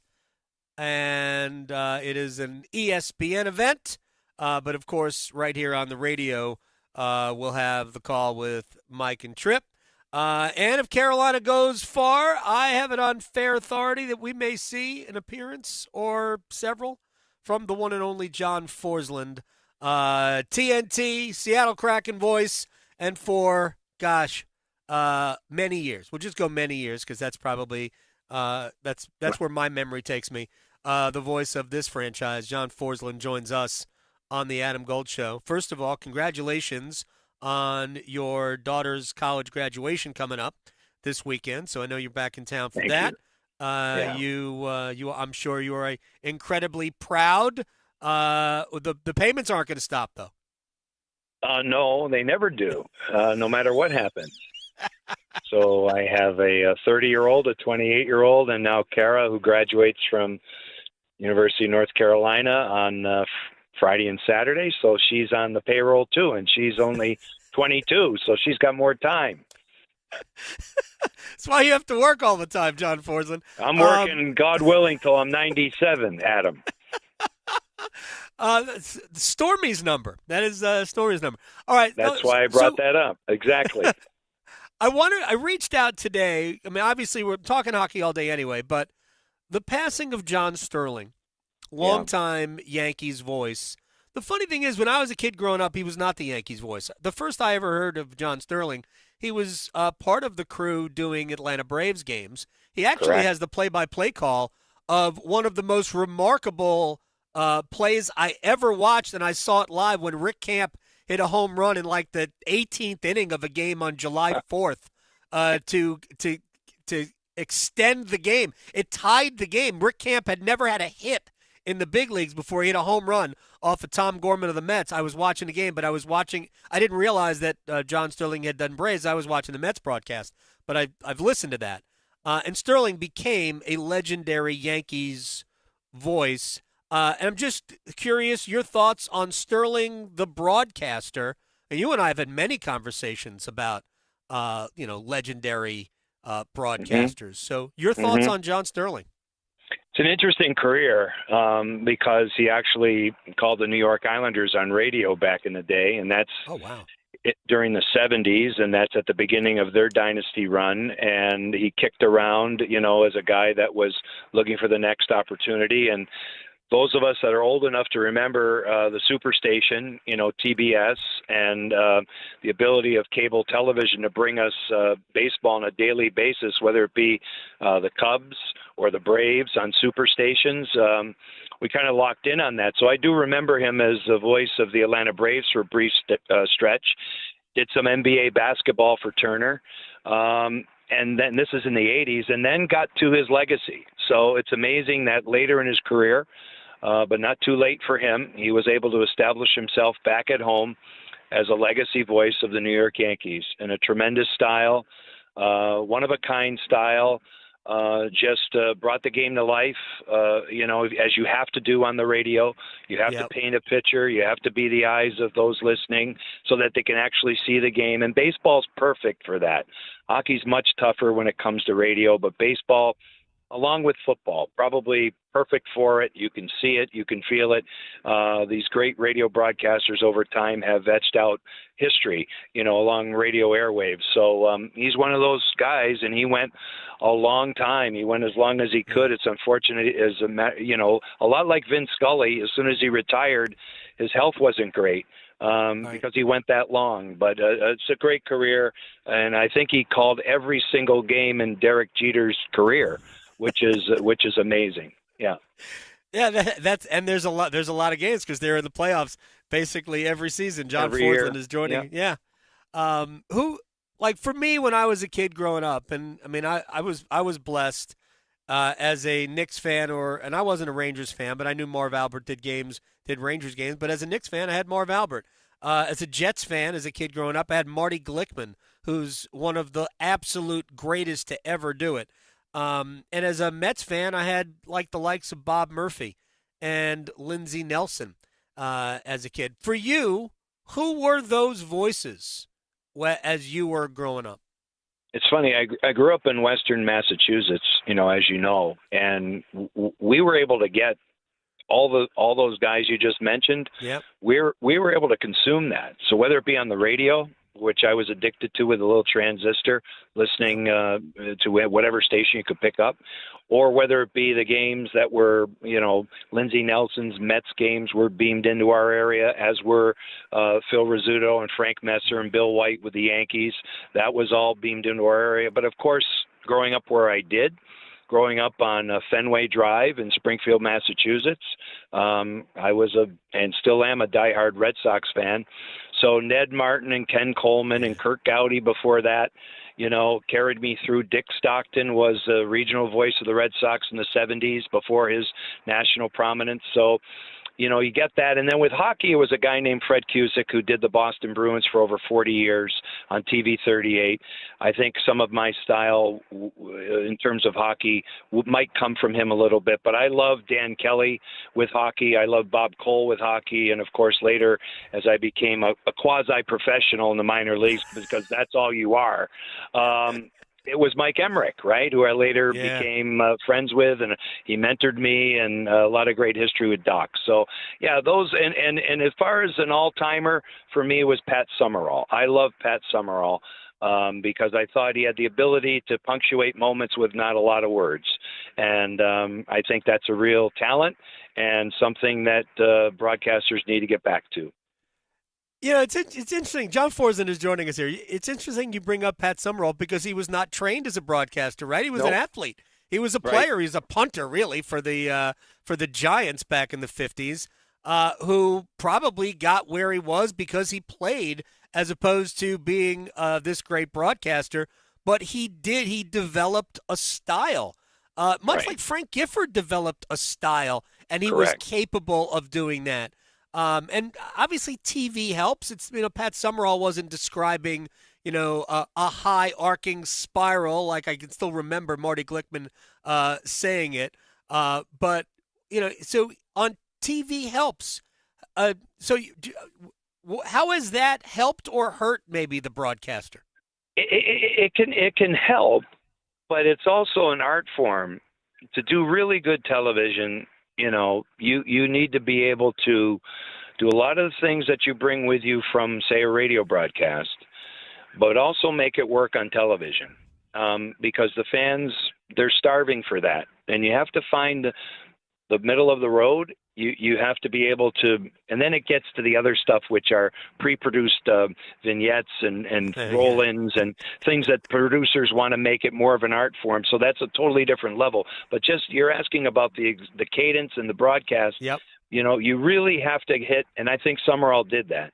You have to hit an area where you're carrying the game as you would on radio, yet you're deleting enough so that it really marries to what people are watching without omitting everything because you're just taking for granted, well, people can see this. You know what I mean? There are people who tune in who are visually impaired, and I've had a lot of correspondence from people over the years who watch the games they can't watch, if you will. And so you still have to serve them. They still have to have an idea of what's going on. And that's where you get to in our sport, in hockey, how difficult it is to do both of those things, I believe, both on radio and television. Well, I say this, and I always need to preface it. This is not about disparaging anybody else who does it. There's nobody that does the game better than you. Thank you. And I'm not the only one that feels this way. There's millions and millions of people who feel this way. Let me ask you about the game because we are now finally into round 2, although we're going to have to wait for Wednesday for Buffalo and Montreal to play. Hurricanes might be half done by the time we get to that point. But let me ask you about the 2 games we saw last night, which were both, incredibly exciting to watch. We had 3 goals total in one and 15 in the other. I don't know how the coaches liked that game or not, but why do you think Montreal is still playing and Tampa's not? Montreal has earned every bit of this. Within that specific game, they could have lost and maybe should have lost, but not within the series, in my opinion. And within the series, you could make a strong argument that if not for Vasilevsky, they win Game 6. Yep. I did Game 1, and I saw in the first game of the series how close this was going to be. I've seen the Canadians a great deal with the Amazon Monday Night Package in Canada all season. We had to do a roundtable in and around the Olympic break, and I get a lot of things wrong, but they did ask me for a dark horse for the season and the playoffs, and I said if Montreal gets in, look out. And we're looking out now. So they're a team that Which these are all traits of teams that are going to win the Stanley Cup, what I'm about to rattle off here. They have to, number one, be in love with each other, and that's what they are. You have to have that chemistry. You have to have that will. You have to be able to, fight through adversity, which they did do in the first round. And then you have to have an ability to play at a high level of pace in today's game, which they can. And you have to have a goaltender who's going to keep you in the neighborhood to win most of your games. And certainly Jakub Dobiš, although he's young, has, etched out a place in Montreal history now based on what he's been able to do. And as you know, they have a long lineage of rookie goalies who spring on the scene and have become legends, going back to Ken Dryden, right? So this is kind of in the playbook. And I think when we get to Tampa, we're going to get to the issue of the Stanley Cup playoffs. The difference between reality and perception. And that is the trick for every organization. The organizations have to determine the reality of where they're at and then the perception. The perception of Tampa Bay will be 4 consecutive first-round exits. The perception will be, do they need to make sweeping changes? Why can't Nikita Kucherov score in crunch time? He gets a ton of points, but how about scoring? Until Game 6, there was a lot of questions about Andrei Vasilevsky, who's going to be in the Hall of Fame someday. And then you get to John Cooper, who I voted for Coach of the Year, but a lot of people are kicking that right now, and I guess you can. But it gets to 106 points, which they tied Montreal, the same amount of points. They get home ice because of a tiebreaker, and now they're done after 2 weeks. So are the Dallas Stars, so they have to figure out the reality, they being the organization of where they're at. The fans will go crazy and say things. And then you have the teams who are long gone, like the one I work for, that have to figure out what they are. And then you get teams like, say, a Pittsburgh, who have to figure out, were they that good or not? Where are they? Philly, and their efforts against the Hurricanes. Those are the things that we battle in the NHL because everything's so close. As far as the second game last night, when 2 great teams come off the rails, that's what you get. And that's all you get. They have enough skill when it's like this. Those offensive guns on both of those teams can prove what they did to score the 15 goals and give us the game that they did last night. Obviously, that's going to change.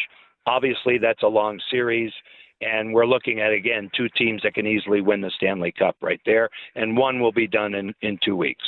Yeah, there's no doubt those 2 teams are awesome. And I know Minnesota was without a couple of key pieces last night, but my gosh, that game went off the rails early. But it was an absolute blast. Real quick before I say goodbye to John Forslund, I know you have to go. Thoughts on where Carolina is through 5 games? I'm very impressed. Everybody is. And so they are letter perfect, and they're playing the way they want to, which I think is the most important thing.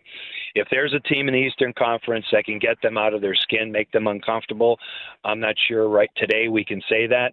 Maybe they'll be up against it. Maybe there's a goalie performance that's coming that we haven't seen yet. It could happen in this series. I don't think so. Freddie's been spectacular. But again, when the Hurricanes are confident, when they are in sync, when they're allowed to play the way they want to play, teams have a really hard time matching that. So right now, I think we're getting way ahead of ourselves, but I see them going a long, long way. Until proven otherwise. Let's see what happens in this series first. Tonight's game will give us an indication of where this one goes. I think there needs to be an Owen Tippett in Philadelphia's lineup for them to have half a chance because he can skate.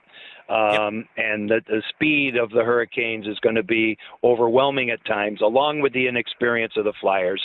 Center ice depth where it counts. The battle of the 2 goalies, all these different things. The defensive game of the Hurricanes and their penalty killing, which is so good and so aggressive and so nasty to play against. And the Flyers had no clue how to execute, with the power play. Until they figure that out, it's short order. That's what I see. Yeah, I talked to Jacob Slavin this morning, and I asked him about the penalty kill. He goes, we're on that fine line between overdoing it and doing it right. And he said there could be a team, and we saw Tampa do that in years past. We saw the Rangers do that in years past. Even the first year, you remember Washington's power play killed Carolina. in that first series. Carolina still managed to win it, of course, but the power plays that can think it through, maybe be a little bit more patient. I don't think Philly's that power play right now. No, and they got to be quicker. I mean, everything gets choked off up top, and if you can't get it low and force them out of their aggression, and have success, then you're forcing Rod to make adjustments. But the way this is right now, the way it's been most of the season, the way it's always been, they score a ton of shorthanded goals. They get shorthanded chances. They get momentum off their kill, which is hard to do for most teams. I mean, it's really you got to have great penalty killing. You can talk about the power play till the cows come home. You got to have penalty killing to win. It tells you about your goaltending. It tells you about your team game, and they got it. You got it. John Forslund, you're a gentleman. I appreciate your time. Congratulations again on the family stuff this weekend, and I will talk to you soon. I hope to see you soon. Take care, Adam. Thank you. You got it. John Forslund here on the Adam Gold Show. We'll have TNT later in their series is the rest of the week. He's got family stuff. Congratulations to his daughter, Kara. All right. I do want to talk briefly about the games. It's not so much the games that we saw. Tampa, Montreal, and that series, which the first 3 games went to overtime. Game 6 went to overtime. I mean, every game was a final period, whatever it was, hanging in the balance. First of all, as great as Andrei Vasilevsky was in the entire series, that the Alex Newhook goal, probably one that can't go. I mean, it's from behind the goal line. So if Andrei Vasilevsky is at his post, then that's not that goal doesn't go. But whether he couldn't locate the puck or what, there's room, and Newhook just baseball, swung, batted it at Vasilevsky. It goes off of him and in, and that's it. But John brought up the point about Nikita Kucherov. He has now played in 7 different Game 7s in his career without a point. We're talking about what did Kucherov have this year? 130 points? I mean, he might win the Hart Trophy. And he got 0. And he played well, but he played well to a point. And that to me, when I go back and I think about the Lightning and what I thought about them this year, because I thought all year long, having seen them enough, I thought all year long they were the team to beat in the East. Carolina ended up with the most points, but going into the playoffs, I had backed off that because I picked Montreal to win that series. But that was more about the way Tampa finished the year, which was obviously not great. Carolina beat them the first game after the Olympic break, and Tampa went into a little bit of a tailspin. And, I mean, they were never in danger of not making the playoffs, but they lost track position. And Buffalo caught him and passed him, relatively easily. And until Montreal lost a couple of games late, I thought Montreal was going to pass them too. But I do think this about the Lightning, and you're never going to take away 2 Stanley Cups from them. One of them was bubble hockey. The other was the following season, which was still kind of weird. And they were great. I mean, they won both those Stanley Cups. And I remember the Lightning team that beat Carolina in the second round in 21, and that team was awesome. That team could beat you any way you want. If that team got its nose in front of the game, you weren't going to beat them. There was no coming back on them. Obviously, Vasilevsky was great, but it was everything else that they possessed. And they were top to bottom the best team in the league, winning back-to-back, getting to the Cup in 22, losing in Colorado. But they haven't won a first-round series since then. 23, 24, 25, 26. First round and out. And I know that there will be people taking shots, and that's fine. You know, people can do what they want. But I think what it illustrates more than anything, and we could say this about the Dallas Stars, who also exited after round 1, is that it's hard to win. And it's why I think the takes on the Hurricanes, well, they get to a point, it gets too hard, and they can't do it. I think those takes are lazy. because I think it's an assumption that if you are, in theory, the better team, that you're always going to win. And that is just not true in playoff hockey. It just isn't. There are too many variables that are really out of teams' controls.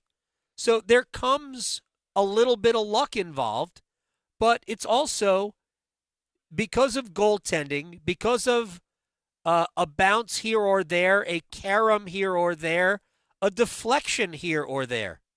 Like, think about Carolina's, at least two of Carolina's goals. Actually, three. The first two of Carolina's goals, both goals in the first period. It's a Logan Stankoven deflection in front. Otherwise, that's not a goal.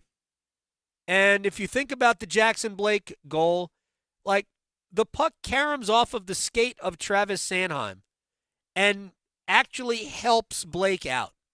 Because Blake lost control of the puck. If it doesn't hit Sanheim's skate and floats behind him, well, the play's dead. But it hits his skate and then really helps extend past Vladar, and then Blake tucked it in behind him. It was a great individual play, but it required some good fortune. And that's the thing about the playoffs that I think a lot of people just forget. It's the most random of the major sports.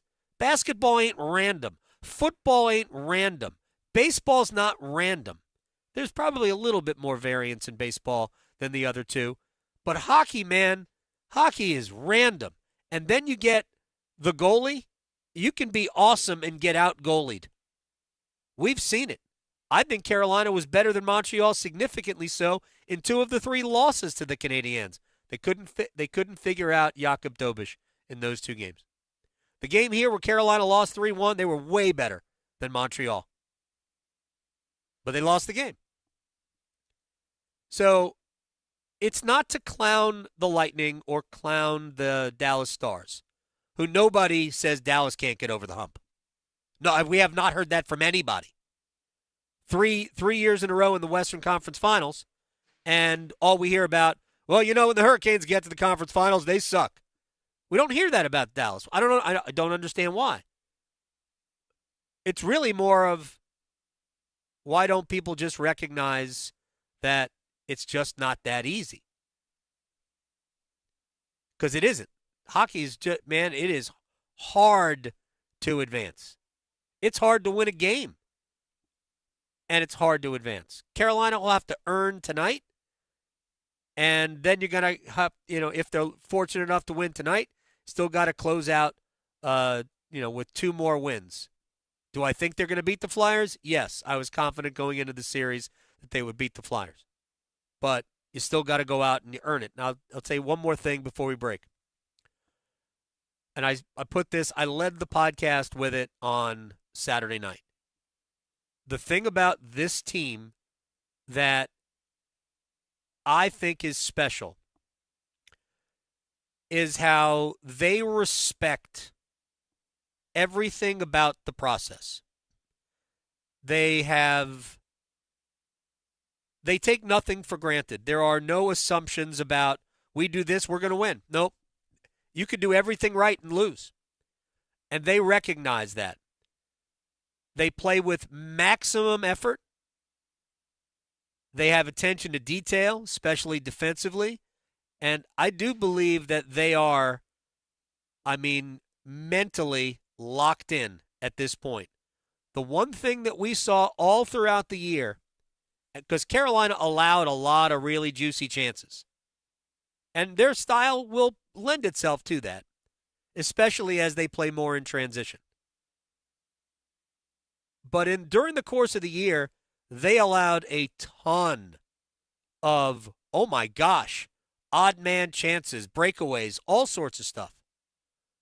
We haven't seen a ton of that in the 5 playoff games. It seems Carolina's puck management, there have been giveaways. There have been opportunities for Philadelphia and Ottawa before them. But they have been a lot fewer and further between than they were during the regular season. Looks to me like this team is sharpen themselves up mentally as much as anything else. All right, we'll take a break. We'll come back. We will stretch. We will place bets, and we have a hockey game here at Lenovo Center tonight. I am Adam Gold. This is the Adam Gold Show. Do that next. Asheville to Wilmington, Boone to Durham, the Adam Gold Show on the North Carolina Sports Network. Hey, it's Adam Gold from my friends at FanDuel, America's #1 sports book, and here is proof of why. FanDuel giving you better payouts on same-game parlays all NBA playoffs long. With more ways to build, more value every time you play, you can stack your picks your way for every game, every matchup, every moment, spreads, player points, threes, more.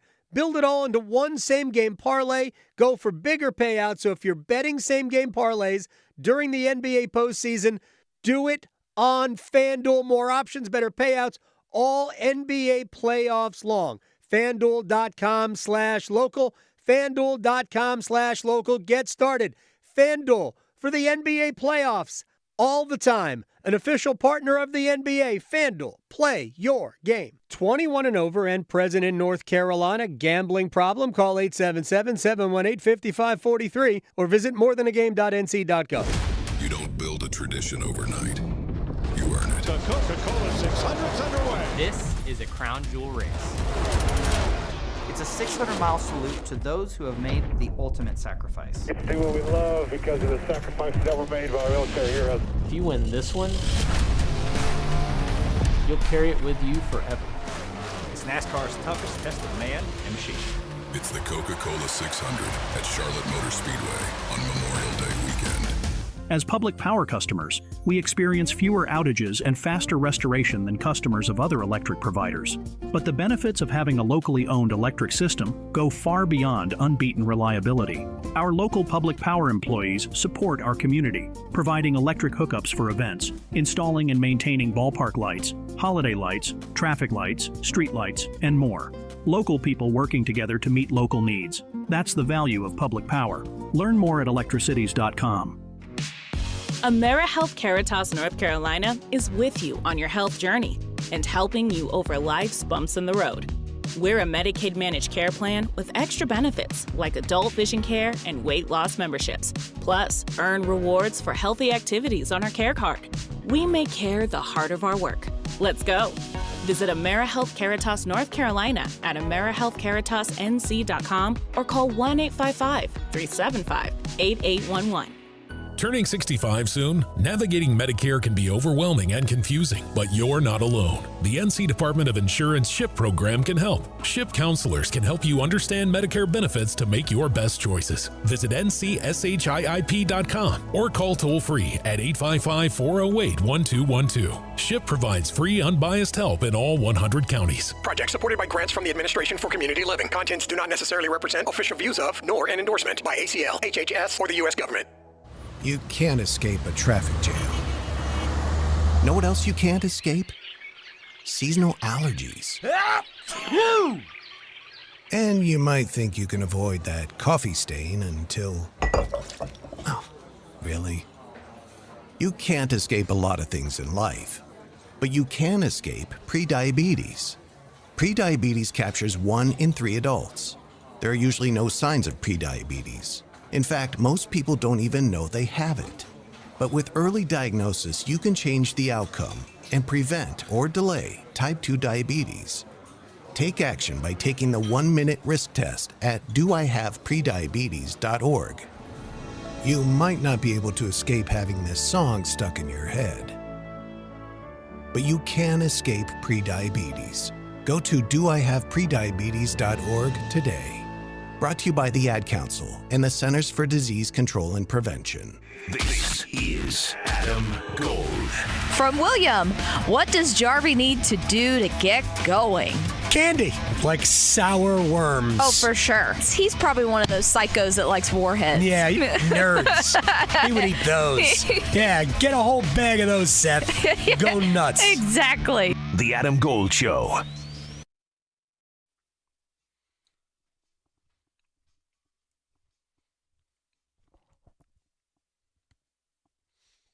It's the Adam Gold Show. I am Adam Gold.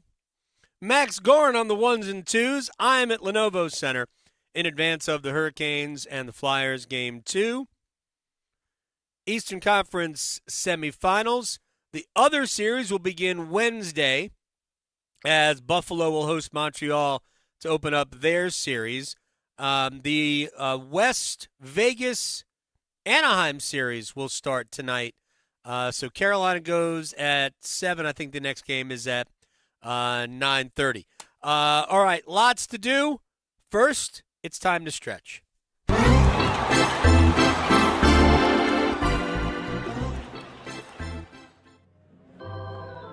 All right, so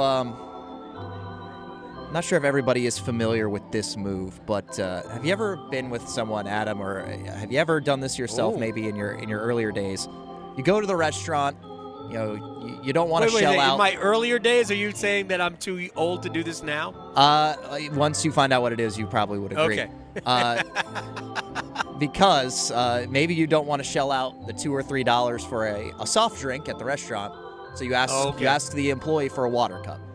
But then you take the water cup over to the fountain, and you fill it up with soda anyway, or Sprite. Okay. Sometimes you go with Sprite because it's clear. Maybe they can't tell the difference. Sure. Well, somebody apparently did this at a Taco Bell in Florida.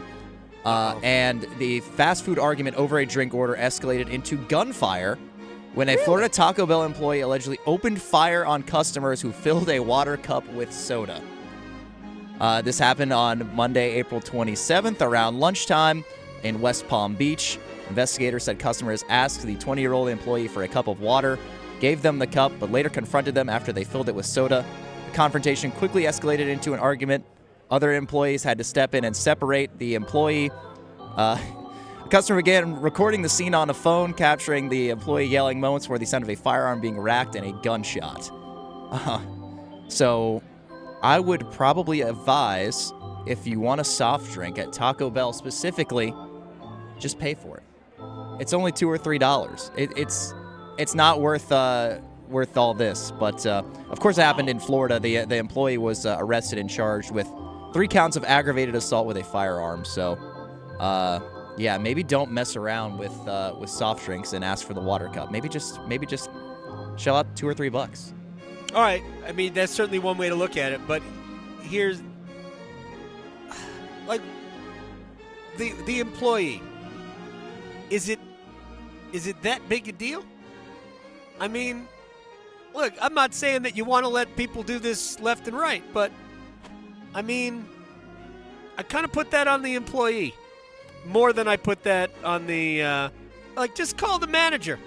Just call the manager. Yeah, you'd think. Well, the employee said that the customer had jumped the counter, prompting him to pull out the weapon and fire, but I don't believe any of the customers were brought in, but is the 3 counts of aggravated assault for the employee. You're an old soul, Max. Have you ever seen the movie Butch Cassidy and the Sundance Kid?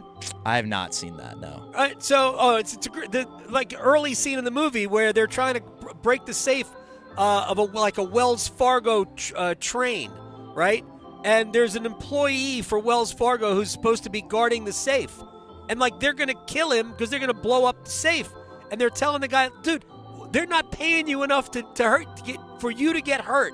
We're going to do this. We are going to blow the safe open. Get out of the way. How much are they paying this guy to be the lord of the soft drink? Just get out of the way. Self-preservation. That's my take on it. There you go. Absolutely. Yeah, look, no Mountain Dew Baja Blast is worth an actual blast. What colors are people drinking? It's like turquoise and purple. What Baja are they Blast drinking in those commercials? I'm not going to hate anyone for drinking it, but maybe just pay for it. That's the big thing. All right. We probably went too long on the Taco Bell soft drink aggravated assault drama. So I don't have a good transition, but now we'll just place bets. Okay. Place your bets. Here. I bet you slice into the woods $100. Gambling is illegal in Bushwood, sir, and I never slide. Okay, you can owe me. I owe you nothing. All right, you go first, Max. All right, I'm employing a strategy here. Okay, I like it. I may not be the one to go to for gambling advice necessarily, but I feel like based on what we've seen in the playoffs, I think this would be a good money-making strategy. Okay. You'll pick up on the kind of the theme of what I'm going for here as we go along. But my first play, I'm going to go with Logan Stankoven, first goal scorer tonight. That is plus 1,100.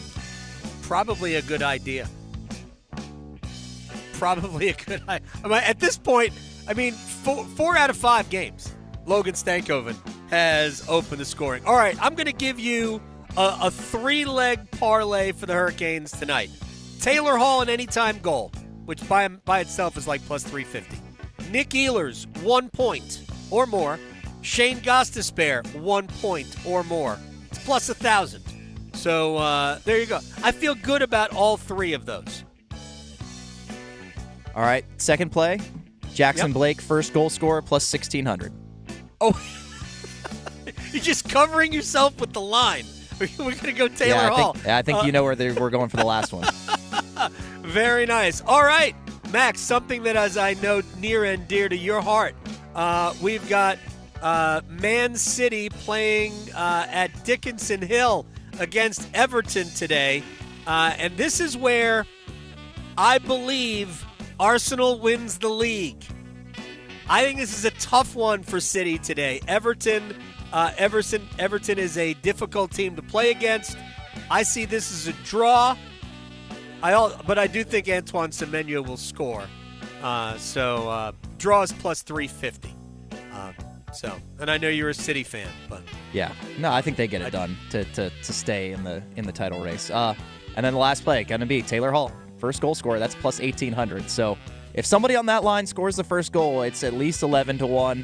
And Taylor Hall with the longest odds at 18-1. So if you think that line's gonna stay hot, there you go. All right, we're going to go out west for my final pick. I think Anaheim steals game 1 in Vegas. Anaheim is plus 140. I like over 6.5. I think there are going to be goals in that that series because Anaheim can't really stop anybody either, and I think Vegas is a little bit suspect in the back end. I think Vegas will win that series, but I think Anaheim gets game number 1. There you go. All right. When we come back, Wall of Sound, and then we will talk NHL playoffs with Linda Cohn, ESPN and broadcasting legend. Because your fantasy football team needs all the help it can get, the Adam Gold Show on the North Carolina Sports Network. It's Hockey Night in Carolina Playoff Edition. It's Game 2 with Philadelphia. Carolina gets the first goal of the second round of the postseason. Storm Watch with Adam Gold at 6. Puck Drop at 7. Blake sent out front. He scores! Oh, Carolina! Jackson Blake with the answer. This line is scorching. On your official audio home of Hurricanes hockey, 99.9 The Fan. The Chase Ink Business Premier Card is made for people who make things happen, like me. I'm Sam, founder and CEO of Manifest, a product design company that makes everyday products designed smarter. I get 2.5% cash back on purchases of $5,000 or more, plus unlimited 2% cash back on all other purchases, which helps us make more smart ideas into a brilliant reality. The Ink Business Premier Card. Chase for business. Make more of what's yours. Real business owner compensated for their participation. Cards issued by JPMorgan Chase Bank, N.A. member FDIC, subject to credit approval. Terms apply. Adam Gold in studio with my friend Patrick Day from the Aluminum Company of North Carolina. A lot of people have work to do on their homes. They need a roof. They want windows, siding. You guys do everything. But people are also, I'm not sure I can afford it. The Aluminum Company is a great place to go. Tell us why. Well, tons of times I'll go out to people's houses and they're thinking about doing a bunch of home improvements at once. Siding, roofing, windows are a big package, right? And the first thing they think of is, well, I'm going to need to go get an equity line or a second mortgage. One of the things we have is tons of financing options where you don't even need to go to your bank. We can do that in-house for you and run payment options for you. And lots of times the financing that we offer is a better percentage rating than you can get from your bank, and you don't have to go through all that mess to get to it. I like that. Also, is there 12 months 0 interest? 12 months, 0 interest, 0 payments for 12 months. 0 payments and 0 interest at the same time for 12 months. That is correct. That is a double header right there. Aluminum Company of North Carolina, online, aluminumcompany.com. It's bow time. There's something special about the first bite of a Bojangles Cajun Filet biscuit. Like an edible alarm clock that slaps you awake with bold Cajun flavor. The moment you sink your teeth into that soft, fluffy, made-from-scratch biscuit, then strike gold with a juicy piece of fried chicken, you'll know. Nothing beats the first bite. Except the second first bite. Get a Cajun Filet biscuit combo today at Bojangles. It's bow time. Bojangles is now hiring crew and management positions. Apply in person at select Triangle area Bojangles during the spring hiring day, Thursday, May 7th from noon until 6 p.m. For participating locations and more information, visit bojanglesrdu.com/hiring day. Bojangles offers flexible schedules and competitive wages. Be part of a winning team. Start a career with Bojangles. It's bow time. Hello? I'm a Marine. It took me a long time to make this call. If you or a veteran in your life is experiencing thoughts of suicide, dial 988, then press 1 to reach the Veterans Crisis Line. I checked Allstate first and saved hundreds on my car insurance. Really smart. Unfortunately, I didn't check if I took the gas hose out of my car's tank. Ooh, not smart. And I drove off while still attached to pump number 3. Yeah, checking first is smart. So check Allstate first for a quote that could save you hundreds. Potential savings vary, subject to terms, conditions, and availability. Allstate North American Insurance Company and affiliates, Northbrook, Illinois. This hour of the Triangle Sports Leader is powered by Ritchie Law Firm, injury lawyers. Ritchie Law is on top of it. Go to ritchielaw.com. That's ritchielaw.com. They score! Broadcasting live from the Eagle Leasing Studio, WCMC HD1 Holly Springs, 99.9 The Fan, the Triangle Sports Leader. Raleigh scores! Deflected out in front! Carolina gets the first goal of the second round of the postseason! And the Canes get the reward you're looking for! 5 for 5 for Logan Stankoven. 5 postseason games, 5 postseason goals, and 4 of the 5 have started the festivities. My goodness, you need to cook a steak, just put it near Logan Stankoven right now. Frankly, it might become well done if you put that steak near Logan Stankoven for too long. My gosh. You could reverse sear a steak, though, on Stankoven. That line, though, has been good for such a long time now. I mean, it's not just the playoffs. It's not just the last 25 games of the regular season. That line has been impactful. Even if it's not scoring, that line has been impactful for, 5 months. Ever since that line was put together. And I said this at the time and I was wrong. I'm telling you what I said, and it turns out to be wrong. That my opinion that Taylor Hall for stretches can play in an elevated role, but ultimately probably profiles for Carolina to be just really a very good, effective, potentially dangerous third-line winger. And I guess in terms of minutes, time on ice, those guys do play third-line minutes. Because for the most part, Aho, Jarvis, Svechnikov get the most time, followed by Stahl, Martinook, and Ehlers. And if you looked at their ice time in game number 1 of this series, I mean, their ice time was, roughly 13 minutes, give or take. Now, the score dictated some of that. But I didn't think that line would stay together as long as it has.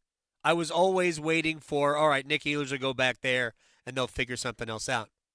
But Ehlers has played well with Stahl and Martinook, and Hall, Blake, and Stankoven. It is unbelievable how good they are every single night. Every night and basically every shift. You very rarely see a shift. Oh, look at that. Those guys were out there. I didn't notice them. Nope. They are incredible for how much they impact the game. All right, speaking of that, time for the Wall of Sound. The Wall of Sound is a function of this studio. There's no doubt about it. And we can talk all we want about Stankoven, Blake, and Hall, which, by the way, through 5 games, has 9 goals and 21 points combined. It's just absolutely stunning what those guys are doing so far. But Carolina is where they are because they have given up 5 goals. That's it. And Rod today talked about the defense.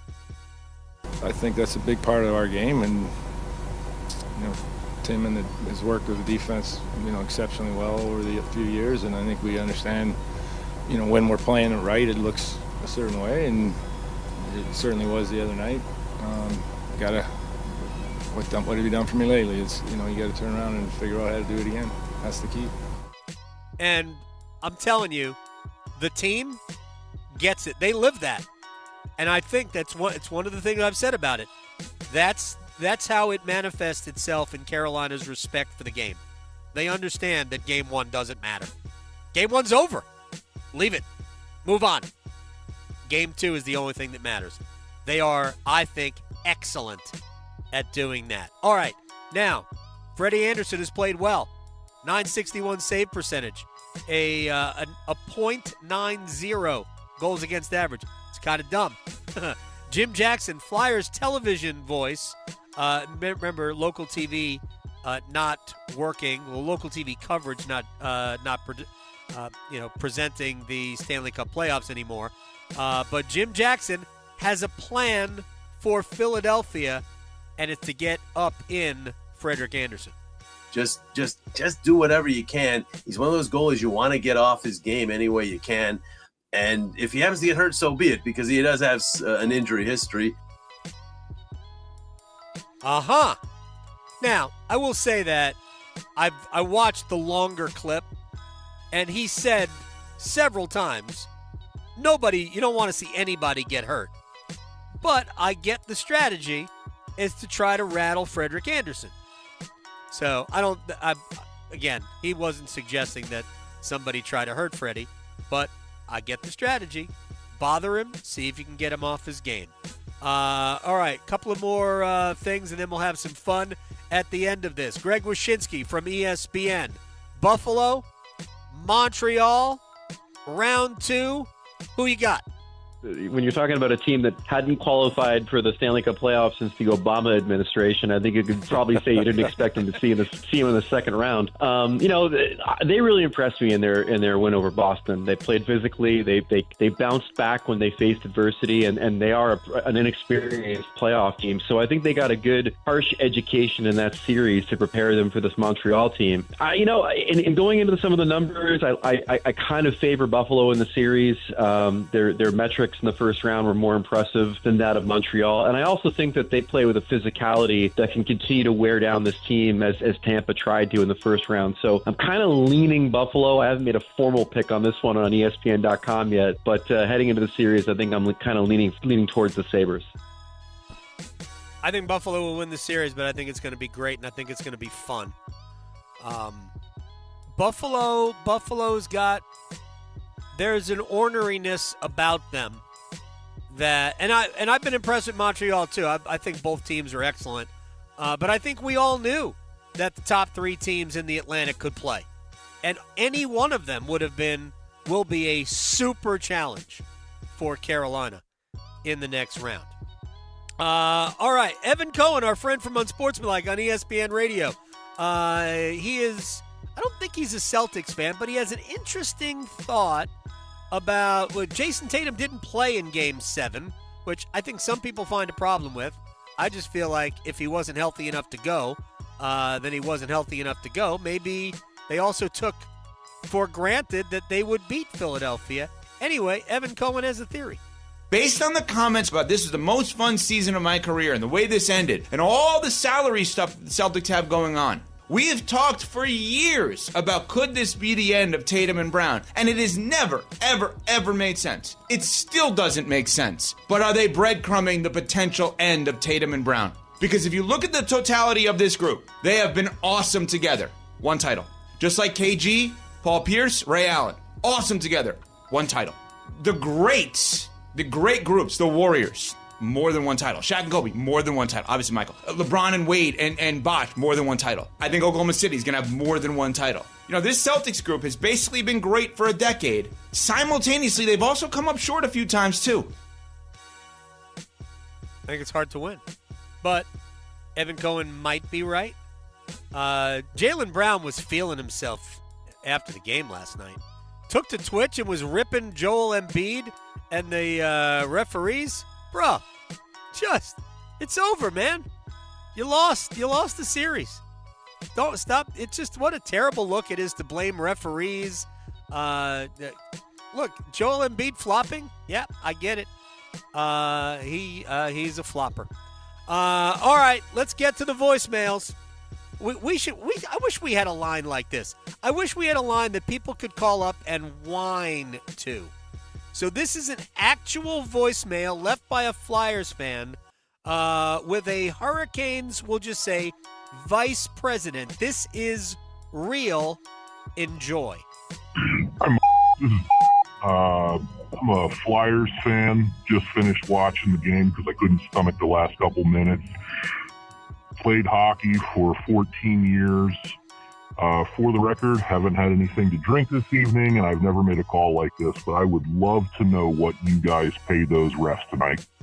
I think that was a shameful display. I think it was an embarrassment to the game, and I think you should be ashamed of yourselves and what you did. That was an incredible, incredible lopsided game. If anyone would like to reach me for any reason, that's fine. My number is area code.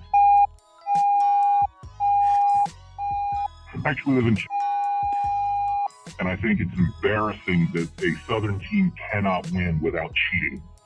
So, good luck to you, but I think if you're a fraud, your team's fraud. Martin Brindamore, your coach, should have been had to have a little more pride considering he played for an actual team for 9 years, as I will recall. Anyway, pretty upset. Never made a call like this. I think you should reevaluate what your thoughts are in the game and whether or not your team deserves to be where they are. All right, have a good night. And go off.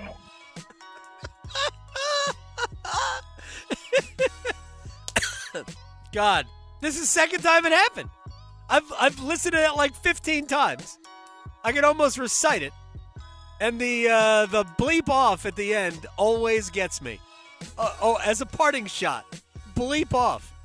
I don't know what's my favorite part of that. But then he called back. He called back to apologize for that. Well, he did call back. So for people who don't think that's real, I have heard a second voicemail from that guy. The team has not yet produced it to release. I don't know if they're going to or not. I hope they do, because I could argue that the second voicemail is funnier than the first. But he apologizes for cursing at the end. That is fantastic. Chef's kiss. Gosh, I love it. Absolutely love it. Martin Brindamore. Yeah, played for a real team. Won a Stanley Cup with this team. Just letting you know. Linda Cohn, longtime ESPNer. NHL network on Sirius XM as well, will join us on the other side. We'll talk playoffs with Linda Cohn next. Delivering more hits than the Canes forecheck. Shoot, he scores! The Adam Gold Show on the North Carolina Sports Network. Listen every afternoon for The Drive with Tim Donnelly. In the transfer portal world of college basketball, every answer asks another question. NC State gets a point guard, but he's 6'1". They need more size. Carolina gets a new coach, but he's got NBA experience. Will the college kids listen to him? Even Duke needs a little bit of size and goes to a Belmont transfer. Everybody still has questions. The Drive with Tim Donnelly, 3 to 6 on 99.9 The Fan. We finally have consistently warmer weather. The days are longer with the sunset being around 8 p.m. now, and the flowers are blooming. It's officially riding season, y'all. I'm Victoria Vodnecker here for Law Tigers to give you some reassurance that while you're out trying to get some motorcycle therapy at the end of the day or a weekend ride to put some miles on those treads, you are not alone. Riding is an experience like no other, but it also comes with some risks. Nowadays, there's more distractions for people in vehicles. There's a million construction zones, and accidents can happen out of nowhere. But Law Tigers is here for you because they're riders too, and they know what it's like. They understand the value of your gear and your bike, and they understand what position you're in. So your case evaluations are always free, and you won't pay a dime until your case settles. Call 1-800-LAW-TIGERS, North Carolina's motorcycle lawyers. Law Tigers is a network of independent law firms who are members of the American Association of Motorcycle Injury Lawyers. Law Tigers is not a law firm. To 15-year-old Harper, buying an $80 vintage rock t-shirt is a great investment. To Harper's mom, this logic has a few holes in it. So she helped Harper open a Wells Fargo Clear Access banking account. With no overdraft fees and tools to track spending, Harper's learning, one heavy metal tee at a time. However you make money work, Wells Fargo can work with that. Terms apply. Visit wellsfargo.com/deposit disclosures for fees and details. August 11th is National 811 Day. 811 is the first step to getting your buried underground utilities like gas, electric, or internet lines located. Having these lines marked before digging helps keep you, your family, and your neighborhood safe. Play it safe when you plan on digging and call or click 811 3 working days before you dig. Learn more at nc811.org. Sponsored by North Carolina 811 and the North Carolina Association of Broadcasters in cooperation with this station. The NBA playoffs are right around the corner, and now you can trade every game on Kalshi. You can also trade on who wins each series, the conference finals, and the championship. On Kalshi, you're trading against other people in a live market. No house, no odds makers. And as odds move, you can buy in or out anytime throughout the postseason. For a limited time, download the Kalshi app and use code SHOT to get $10 when you trade $10. Kalshi. Kalshi. Trade on anything. When sleep isn't working, everything feels harder. Your health, your patience, your focus, even your relationships. I'm Megan Giggling with Parkway Sleep Health Centers. Too often, people are told to wait months or even years just to talk to a sleep specialist. But untreated sleep problems don't wait. At Parkway, care begins within weeks with home sleep studies and fast, coordinated support so people can move forward instead of staying stuck. Better sleep changes everything. Parkway Sleep, your fastest path to better sleep. Start today at parkwaysleep.com. Sound sleep, sound health. The next 30 seconds could save you hundreds on your car insurance. At The Hartford, we're passionate about your protection. If you're 50 or over, AARP Auto Insurance from The Hartford gives you benefits that really matter. And you could save $597 when you switch. How's that for a little peace of mind? Visit trusthartford.com today. The Hartford, your protection is our passion. The Hartford Insurance Group, Inc. pays royalty fees to AARP for the use of its intellectual property. AARP and its affiliates are not insurers. Savings vary. Gold. Gold. I told Jack in the car, you know what the word of the year is? He goes, what? I said it's 6-7. He just laughed. I know. It just means nothing, and that's fantastic that it's now the word of the year. What a country. Can we bring back cool story, bro? That way, like, us millennials can be like, yeah, cool story, bro. I would love The Adam Gold Show.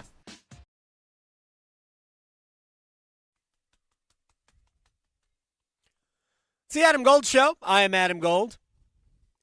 Getting ready for Game 2, Round 2, Hurricanes and Flyers at Lenovo Center tonight, 7 o'clock.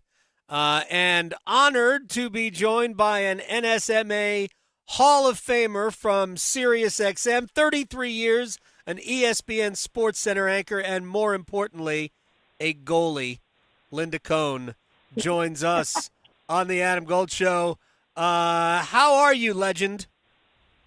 Hey, Adam, thanks for having me. All good. Just enjoying the postseason like you guys and your listeners are. That's for sure. Oh, yeah. It's been a good start here. We are looking nothing. No gift horses are looked in mouths here. And I think that's what this team is really good at. Let me ask you, though, before we get to the Hurricanes and the Flyers here in round 2, what did we watch yesterday? Those 2 games. We had 3 goals in one, and then we had 33 in the next. Yeah.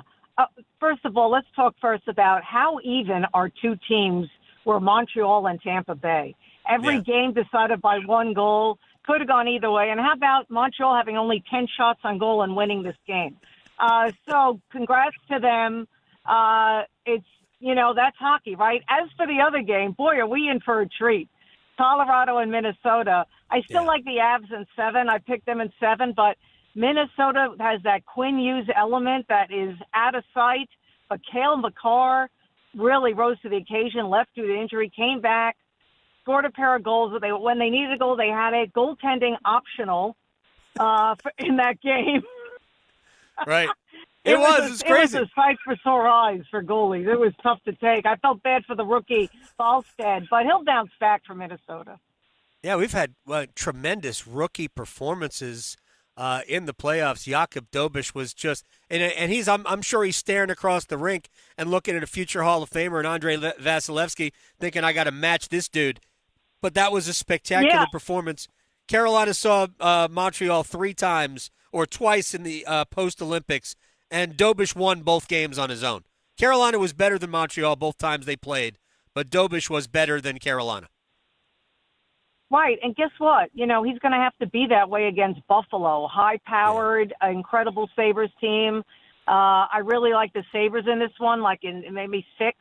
But you can't depend on a rookie goalie to get you past there. There's just so much gas they have in the tank. But, hey, we've seen it before. NHL history, listeners, look it up. All these goalies that, hey, look at your guy back in the day, right? Cam Ward, right? Yep, absolutely. It's an exciting time, but it's exciting for the Hurricanes. I mean, when I look at this team, and a lot of your listeners don't like me because I always seem to pick against them. I did pick them to win this series, though. But I did tweet out that as soon as the Flyers beat the Penguins, I thought the Flyers are going to give the Canes a handful of trouble. I didn't mean they were going to win because, like I said, I picked the Canes in the series. But the Canes did not see the Flyers that we all saw against the Pittsburgh Penguins and what they did to that core group. I think you're going to see I know you're going to see a better Flyers team tonight, but, will it be enough to take out the Canes? Not sure. But, you tell me, Adam, wouldn't you like to see more from Carolina's top line throughout this series? I think what we have seen from Carolina's top line has been more on the defensive side of the puck. And I will say, and I've spoken with some players about this, and I think the third goal, the Stankoven goal late in the second period, that was created by, I wouldn't call it a forecheck, but pressure on Philadelphia's defense in the defensive zone that forced a turnover that Andrei Svechnikov forced, and then Jarvis was right there in puck support. He gets it over to Stankoven, who I believe has skated near the sun recently because this dude is on another, just a completely different planet. But that line with Blake and Hall, they've been great for 3 months. They have just been awesome. Yeah, and, it's great. I mean, that's me nitpicking, right? I mean, who cares who's carrying the load? Who cares who's putting the puck in the net? Keep it up because the top line is going to come around and put the puck in the net. But I do love that. That's why the Stanley Cup playoffs are like no other. You can have your superstars contributing in other ways. And, I've always took a page from that and understood that.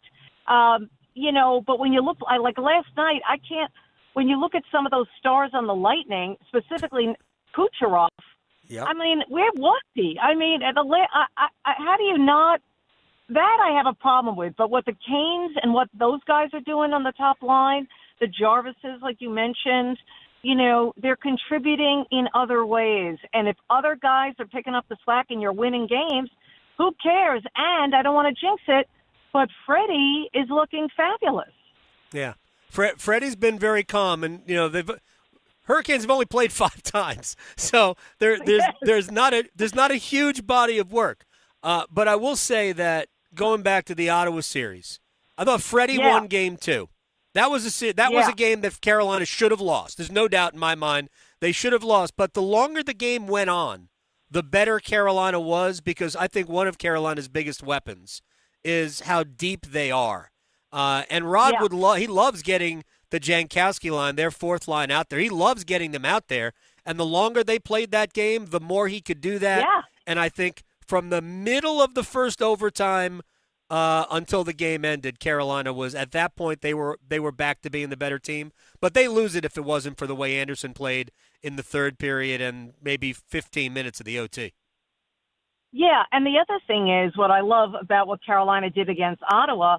Ottawa got great goaltending, and you guys found a way to put the puck in the net when you had to put the puck in the net. But, I mean, Omar carried that team. I mean, they weren't obviously getting any offense. But so the Flyers are going to be better. They're not going to be better throughout this whole series. It will be a learning experience for this young Flyers team. And not that I want to look ahead, but how important is it to do away with this team? When you look back on Carolina's postseason history of recent time, does it help to get the extra rest for you guys? Would it be nice to put away the Flyers, quickly? Considering you're looking, I'm trying to, how would I, putting myself in your shoes and in fans' shoes regarding the Hurricanes, because you're so, this is, to me, as a fan of a team that is expected to finally get to a Stanley Cup final already, I'm nervous during these rounds, and I'm already strategizing, hey, what should happen so this happens? Right. So here's the way I look at it. I think there is something different about this team, this Hurricanes team. They're more varied offensively. I think they're much tougher than people give them credit. They're still not big. We still have, Stankoven and Blake. Blake's closer to 5'11" than people think, but they're obviously not a huge team, and they're not a bunch of fighters because Nick Deslauriers is only going to play if they have to play him. But I think they are a physically tougher team. They don't back down.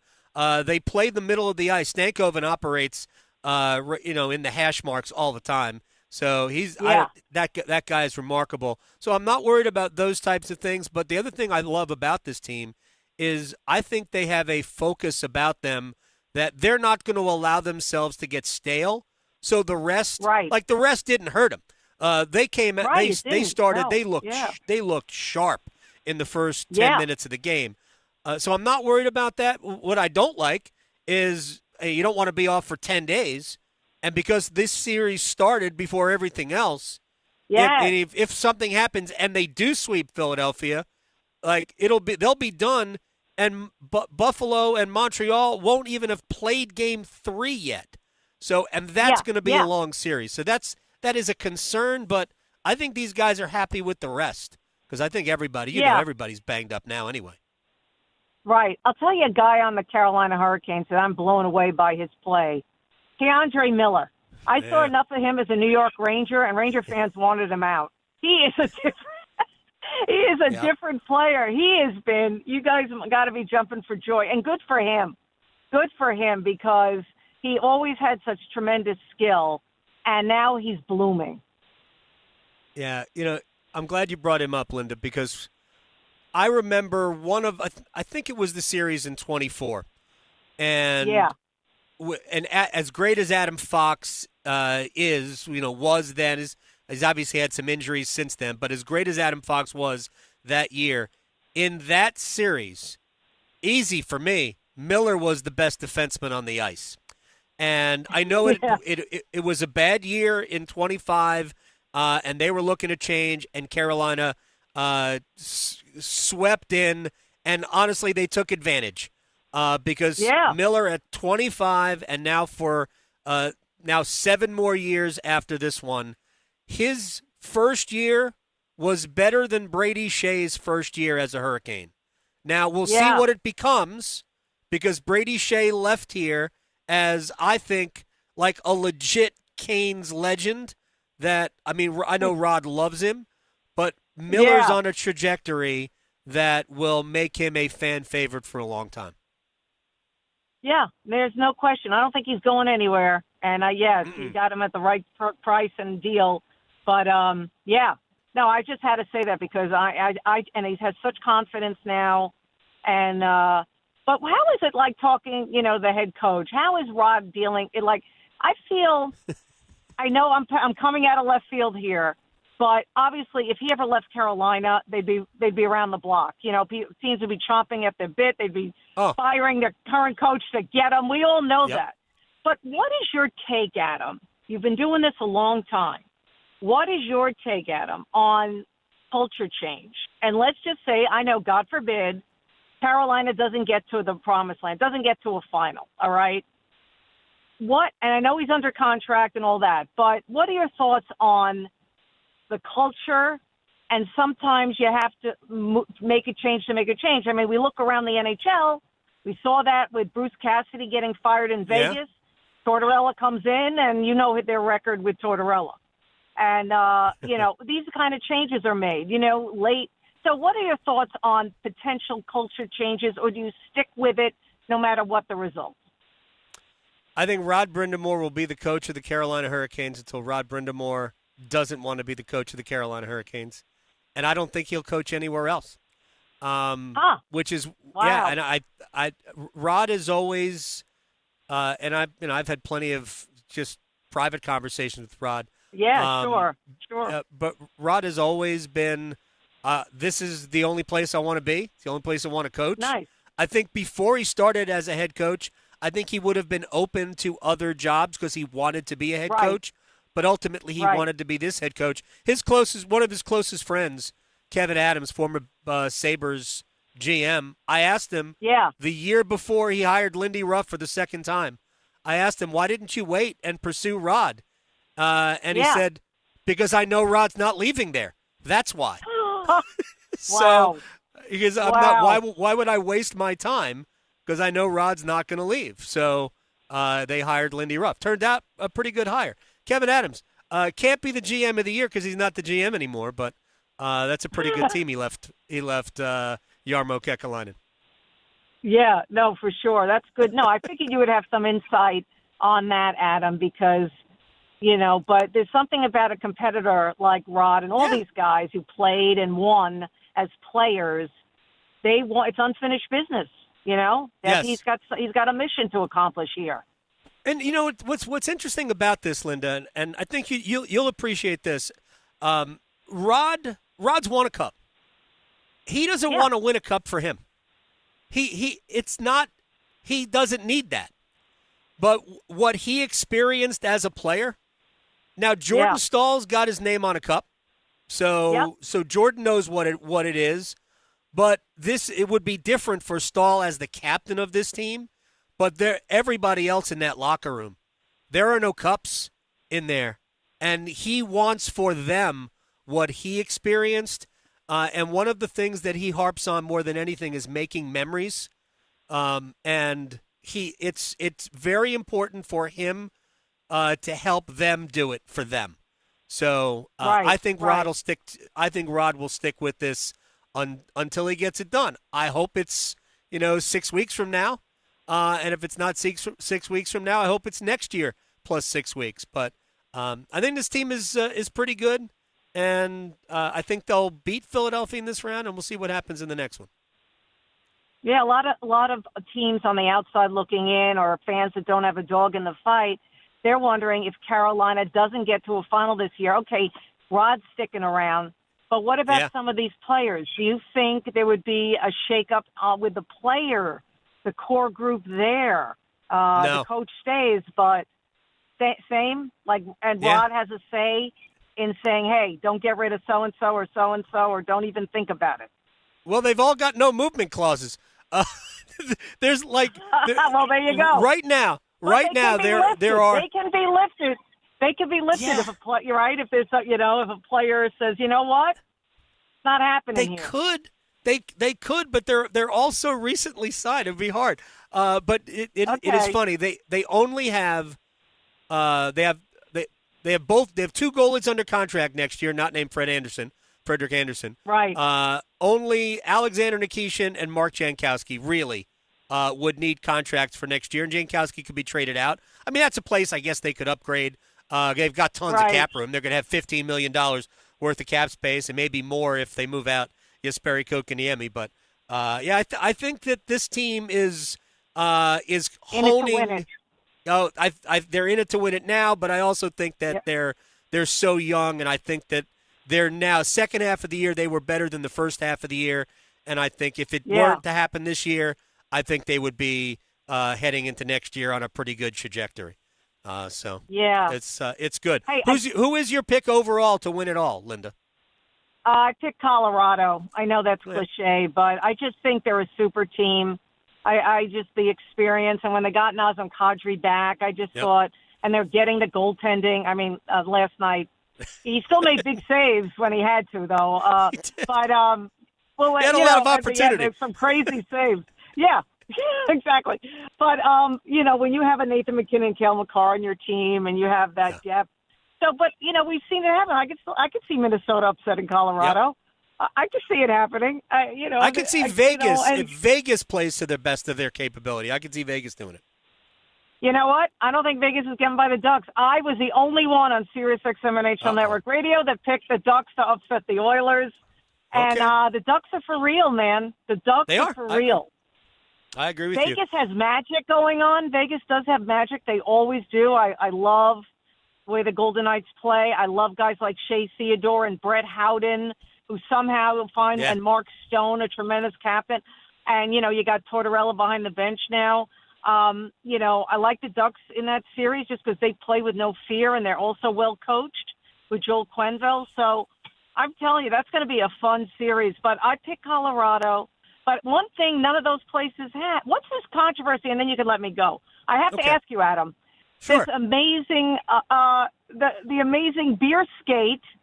Yeah, it's great. It's everyone wants one, but then I'm hearing from Sabres fans. Oh, wait a minute, they copied us. Blah blah blah. They did. No, I don't know that for a fact. So what? So they have a saber, so that we made a skate here. That's fine. It's okay. Yeah, that's not the same. That's not the same. That's a saber, and this is a skate. They could have had a skate. I'm with you. It's fun. I'm with you. I mean, I like to skate. Yeah, they need to make more of them. They sold out. They sold out pretty quickly of the beer skates, so they need to make more of those. If we can get our hands in one, we'll send you one. Linda Cohn, I appreciate your time. Let's talk again, in a couple of weeks. Oh, that sounds great, Adam. Enjoy it. Thank you very much. Linda Cohn here on the Adam Gold Show. I just say that was one of my favorite ever conversations on this show, ever. All right, on the other side, Matt Brown joined us from Extra Points to talk about Duke, Amazon, and the future, maybe, of the way we watch some sports on TV. Next. Still arguing whether hockey or golf has the tougher dress code? The Adam Gold Show on the North Carolina Sports Network. If you want the nation's best auto insurer, look no further than North Carolina Farm Bureau Insurance. Rated #1 in Crash Network's Insurer Report Cards 7 years in a row, we're the only insurer in the nation to receive an A+ rating from auto body shops. Our philosophy is simple: be fair, be quick, be the best. North Carolina Farm Bureau Insurance. Helping you is what we do best. Carolina Complete Health, from neighborhoods in Charlotte to families in Greensboro, Raleigh, and Durham, all the way to Asheville and Wilmington, and everything in between. We are here for communities across North Carolina, connecting you to the care and support you need. We are here to make healthcare easier to access and understand. We are here to bridge the gap, because your health matters. Your community matters. You matter. We are here for your health. Visit hereforyourhealthnc.com. As public power customers, we experience fewer outages and faster restoration than customers of other electric providers. But the benefits of having a locally owned electric system go far beyond unbeaten reliability. Our local public power employees support our community, providing electric hookups for events, installing and maintaining ballpark lights, holiday lights, traffic lights, street lights, and more. Local people working together to meet local needs. That's the value of public power. Learn more at electricities.com. Are you looking for a 2-year hands-on agricultural degree while still gaining the university experience? I'm Lee Ivey, Director of the Agriculture Institute at NC State University. We offer 6 associate's degrees that span the agricultural industry and set our students up to meet their goals. Come live on campus, learn on our farms, and be a part of the NC State community. Invest in yourself and learn more about our program online by searching NC State Ag Institute. Deadline for fall enrollment is June 1st. 2 years, 1 degree, endless possibilities.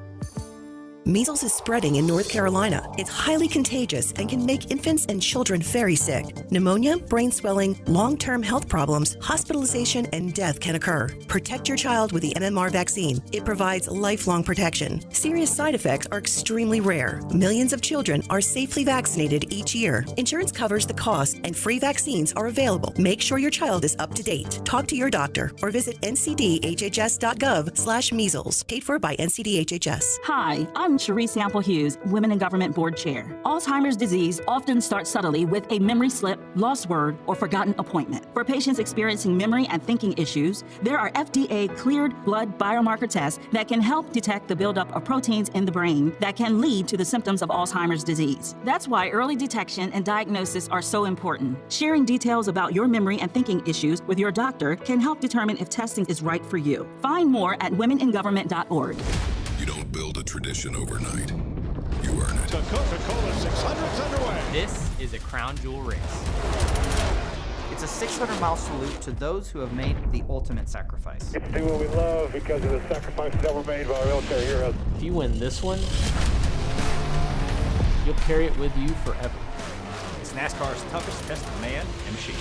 It's the Coca-Cola 600 at Charlotte Motor Speedway on Memorial Day weekend. Mommy, can I sit in the front seat just this one time? Please, please, please. No, not yet. But why? Because I love you, and you're just not ready yet. Now, get in the back so I can get you in your car seat, please. Putting your kids in the right seat for their age and size is an act of love. Check that your kids are in the right seat at nhtsa.gov/the-right-seat. Love protects. A message from NHTSA and the Ad Council. Canines for Warriors is the nation's leading provider of trained service dogs for veterans with PTSD and other invisible wounds. To learn more about how they are saving lives at both ends of the leash, visit caninesforwarriors.org. This is Adam Gold. Well, if I'm watching the Panthers game and it's going real bad, many times it does. I punish them by not watching I'm them. a disappointed mother. Yeah. Like, what are you doing? So, yeah, I realize it's not going to change the game, but it makes me feel better. And, There were other factors at play there, but for the most part, I punish them. I will not watch you. The Adam Gold Show. It's the Adam Gold Show. I'm Adam Gold at Lenovo Center. Canes and Flyers coming up tonight. Game 2, round 2. Hurricanes with a 1-0 lead in the series. We'll get back to hockey in a minute. Big news at the end of last week. Duke and Amazon with a 3-game series. Of course, a little bit of a monkey wrench in that the Big Ten and Michigan believe that one of the games in that series is actually their property, even though I can't imagine Duke would have done this without knowing who that game belongs to. Either way, Matt Brown, Extra Points, joins me now on the Adam Gold Show. What do you make of the Big Ten threatening legal action here? Well, I think this is the kind of story that is far more likely to be resolved outside of a courtroom than anything more formalized. My understanding is that there hasn't been an actual lawsuit filed yet, other than the Big Ten putting on fancy letterhead messaging saying, hey, just so you know, us and Fox are claiming that we own this game. My understanding is that claim is coming from a secondary agreement between the Big Ten and the ACC about who should own neutral site games in what they're calling shared territory, like Washington, D.C., where you've got lots of Big Ten and ACC alumni and institutions.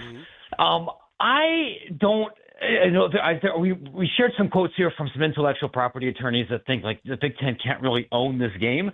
My suspicion here is that this is more about a leverage play to try to get control of one game, to try the same Amazon experiment that Duke and ESPN here are running, rather than necessarily trying to prevent it. And in a worst case scenario, Duke can just play Michigan at almost anywhere else and not have to worry about this problem. Right. I mean, they could have played this game at Cameron Indoor Stadium if they wanted to. Right. Could you imagine such a thing? A major college basketball game in November or December on campus? Perish the thought. It's funny. Well, Duke brings a game basically to Madison Square Garden every year. They do it. Sure. They played Texas Tech there last year. This is a routine for them. Duke knows that there are far more Duke basketball fans outside of Durham, North Carolina, than there are in Durham, North Carolina. It's why they'll bring games to Charlotte and Chicago and New York routinely, and I know there was some other reasons they wanted to play in D.C. last year because that was where the East Regional was, and they anticipated maybe playing some games there. Regardless, I also talked to an intellectual property attorney, this guy David McKenzie in town. He wrote long about it, and his takeaway was that the Big Ten is probably just jealous that they didn't think of this first. So maybe maybe this is where we're going. But now to the deal. Well, do you have anything else to say before we talk about the deal itself? No, I think that'd be fair. Look, the deal itself is definitely leading to some overreactions, I think. No doubt. So do we know, like Duke, obviously, because the way these contracts are written, the grant of rights, and by the way, NIL seems to be just like grant of rights. To be honest, the Darian Mensah deal with former Duke quarterback now at Miami. Duke basically bought his NIL rights from him for a certain amount of money. That's the way that contract read when I read it, and I've talked to David about this as well. But when the grant of rights, you grant your media rights to the league, so the league who now controls everything, and they give everything to ESPN. I guess Duke had to get those rights back from ESPN. So ESPN obviously is going to get some money out of this from Amazon. How much do you think this is potentially worth to Duke? It's a great question. I honestly, legitimately do not have a good idea because we have enough data to suggest that a Duke regular season basketball game against a top 10 opponent, which UConn and Michigan should be for next year. Those have the potential to be the highest viewed games on linear television across the entire regular season. Now, we also have to recognize that the most viewed regular season college basketball game will do like Holiday Bowl numbers. It's not going to do enormous numbers. Right. Independent of that.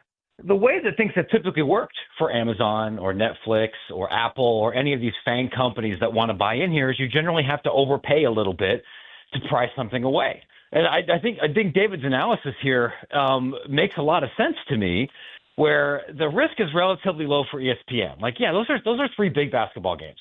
The understanding here is that not only did ESPN get some sort of cash considerations, but they got Duke to agree to appear on other ESPN-controlled events over the next two seasons. So it's not like ESPN's going to miss out on controlling Duke basketball, major out-of-conference games.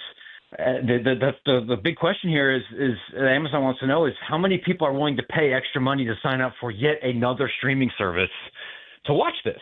And if it works out well, if Amazon makes money and tens of thousands of people sign up, I would imagine there's going to be a lot more demand to peel off individual basketball games. I don't know if the math works for football, but for basketball, I mean, that could be bare minimum hundreds and hundreds of thousands of dollars. Matt Brown, Extra Points, is joining us here on the Adam Gold Show. So a couple of other things that David floated, and I'm going to actually forward you what he wrote about if you haven't seen it already, is that because this is all new, a lot of this is new, although we're starting to see, obviously, Amazon getting involved in the NBA, and they do a Monday night package for the NHL in Canada. So they're starting to delve into live sports, and obviously NFL, that this is just another area where This is sort of an experiment that they're trying to that they're almost doing for ESPN because I mean if you're ESPN, you've got your own direct to consumer platform. Like this would be a good idea for you to do, as opposed to, especially since you already control these games.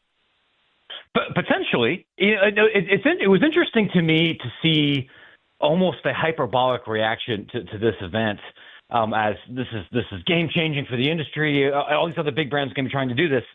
The idea of sub-licensing a small handful or a portion of your games to some other provider, that's been going on for a little while. It's just been at the bottom end of the market. You know, the place where I'm most familiar with this sort of thing occurring is with college baseball, where ESPN is going to commit to, all right, we're going to do X number of games that are going to be linear for baseball and softball, and we need to have an X number of games that the school is producing that are going to live on ESPN Plus or the ACC network or some other entity.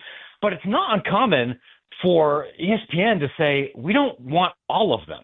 And what you want to do with the rest is up to you. And so that might mean you sell it to Flow Sports and you put it behind the paywall there. You might self-produce it and shoot it on your own network. I know a couple of SEC schools put a couple of like midweek games on like Auburn Plus or like their their own direct model, and those are all kind of tests too. Because I say this with love, you generally have to be a real sicko to watch midweek college baseball in March against some bad SoCon team, but we already have some experience now of what that looks like.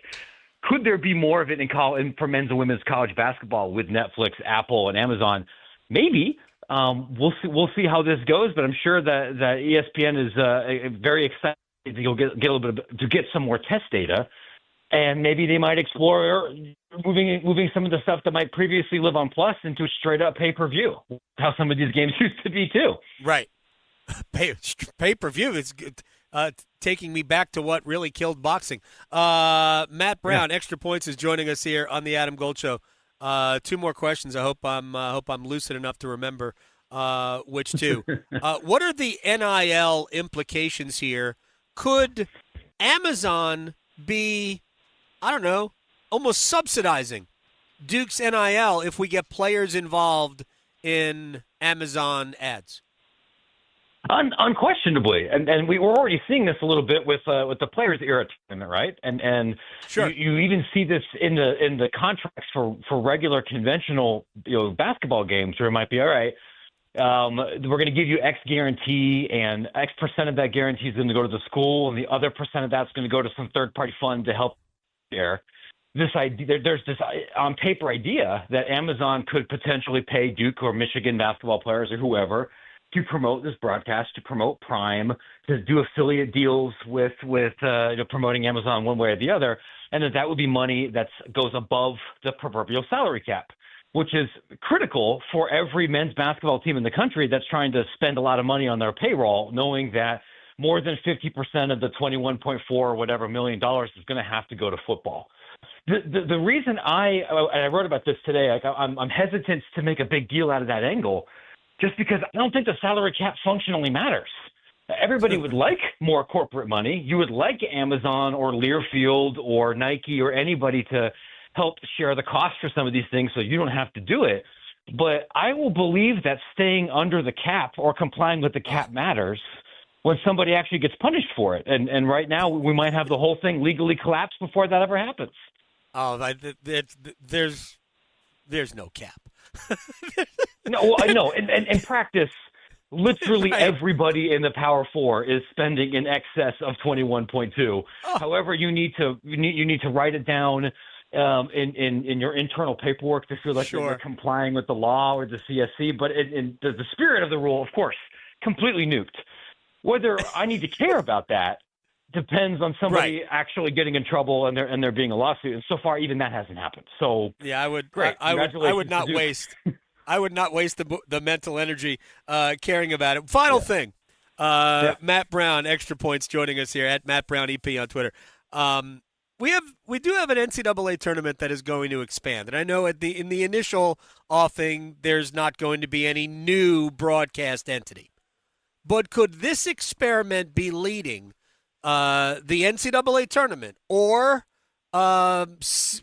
CBS and Warner Brothers, who own the television rights, to spinning those extra games into a separate package. Granted, I realize that if it's not on True TV, I won't know what's coming up on Impractical Jokers. But with that, or the Anthony Davis Show. But with that aside, could this be actually the way to make it financially worthwhile to expand the field? I don't think these two things are super related. Could I see a world in 4 or 5 years, maybe beyond, where more of the NCAA basketball tournaments are explicitly behind some extra paywall, whether that's on Peacock or whatever CBS Plus is called these days, or anything else? Yeah, I think all those things are possible here, and ESPN's certainly going to want to evaluate the success of this kind of deal here with Amazon, but there are obligations as with the current NCAA championship contract that ESPN has for everything else that says that you can't just put everything behind Plus. Part of the reason the NCAA took less money for the women's basketball tournament or for some of the other championship events was explicitly so it would be on linear television, knowing that if they put a bunch of their other championship events only on Plus or only on some other subscription paywall events, no one's going to watch them. Now, not that many people are watching some of these things anyway, but it's important to be able to say we're on ESPNU, we're on ESPN News or ESPN2 here for something else. When that deal expires, or if some other things change here with how broadcast television companies are organized, sure, that could change. But there's an awful lot of stuff going on here that doesn't really have anything to do directly with college sports that I think would shape how likely that is. Matt Brown, extra points at Matt Brown EP on Twitter. You should get the newsletter at the very least. Sir, thank you so much for your time. Matt Brown is excellent. All right, we got about a minute and a half left before we have to step aside. I know Tim Donnelly, the drive, they're out here because we have game 2, round 2 against the Philadelphia Flyers tonight. Don't think Owen Tippett's going to draw back in for the Flyers. He's a big part of their team. He's also played really well against Carolina in his career. We'll have to see it be a game-time decision for that. The Hurricanes did make one roster move. They sent Charles Alexis Legault, who was at the morning skate today, they sent him back to Chicago. That must mean that they believe that Alexander Nikishin is likely going to be back at least for game number 3. So Legault can go back and play in the AHL playoffs, where I believe Chicago's done pretty well so far. All right, coming up, we'll be on the air for game number 2 tonight at 6 o'clock on the radio. If you're listening locally to 99.9 The Fan, 6 o'clock with the pregame show. We know we have a Carolina Hurricanes postgame pod, right? Canes Corner podcast after every game. And tonight, I will be joined by Mike Commodore, who will join me in the postgame pod. So there you go. Something fun. Max, feel good about tonight? Absolutely. Max feels good about tonight. I feel good about tonight. We should all feel good about tonight. Thank you very much to Max Gorn for his help. Tim Donnelly's next. I'm Adam. See you. Questioning goalie interference calls since day one. The Adam Gold Show on the North Carolina Sports Network. Hi, it's Adam Gold from my friend Gordon Miller, Miller Lending, Kildare Farm Road in Cary. You've heard of Pavlov's dog, right? You know, the ring a bell and the dog goes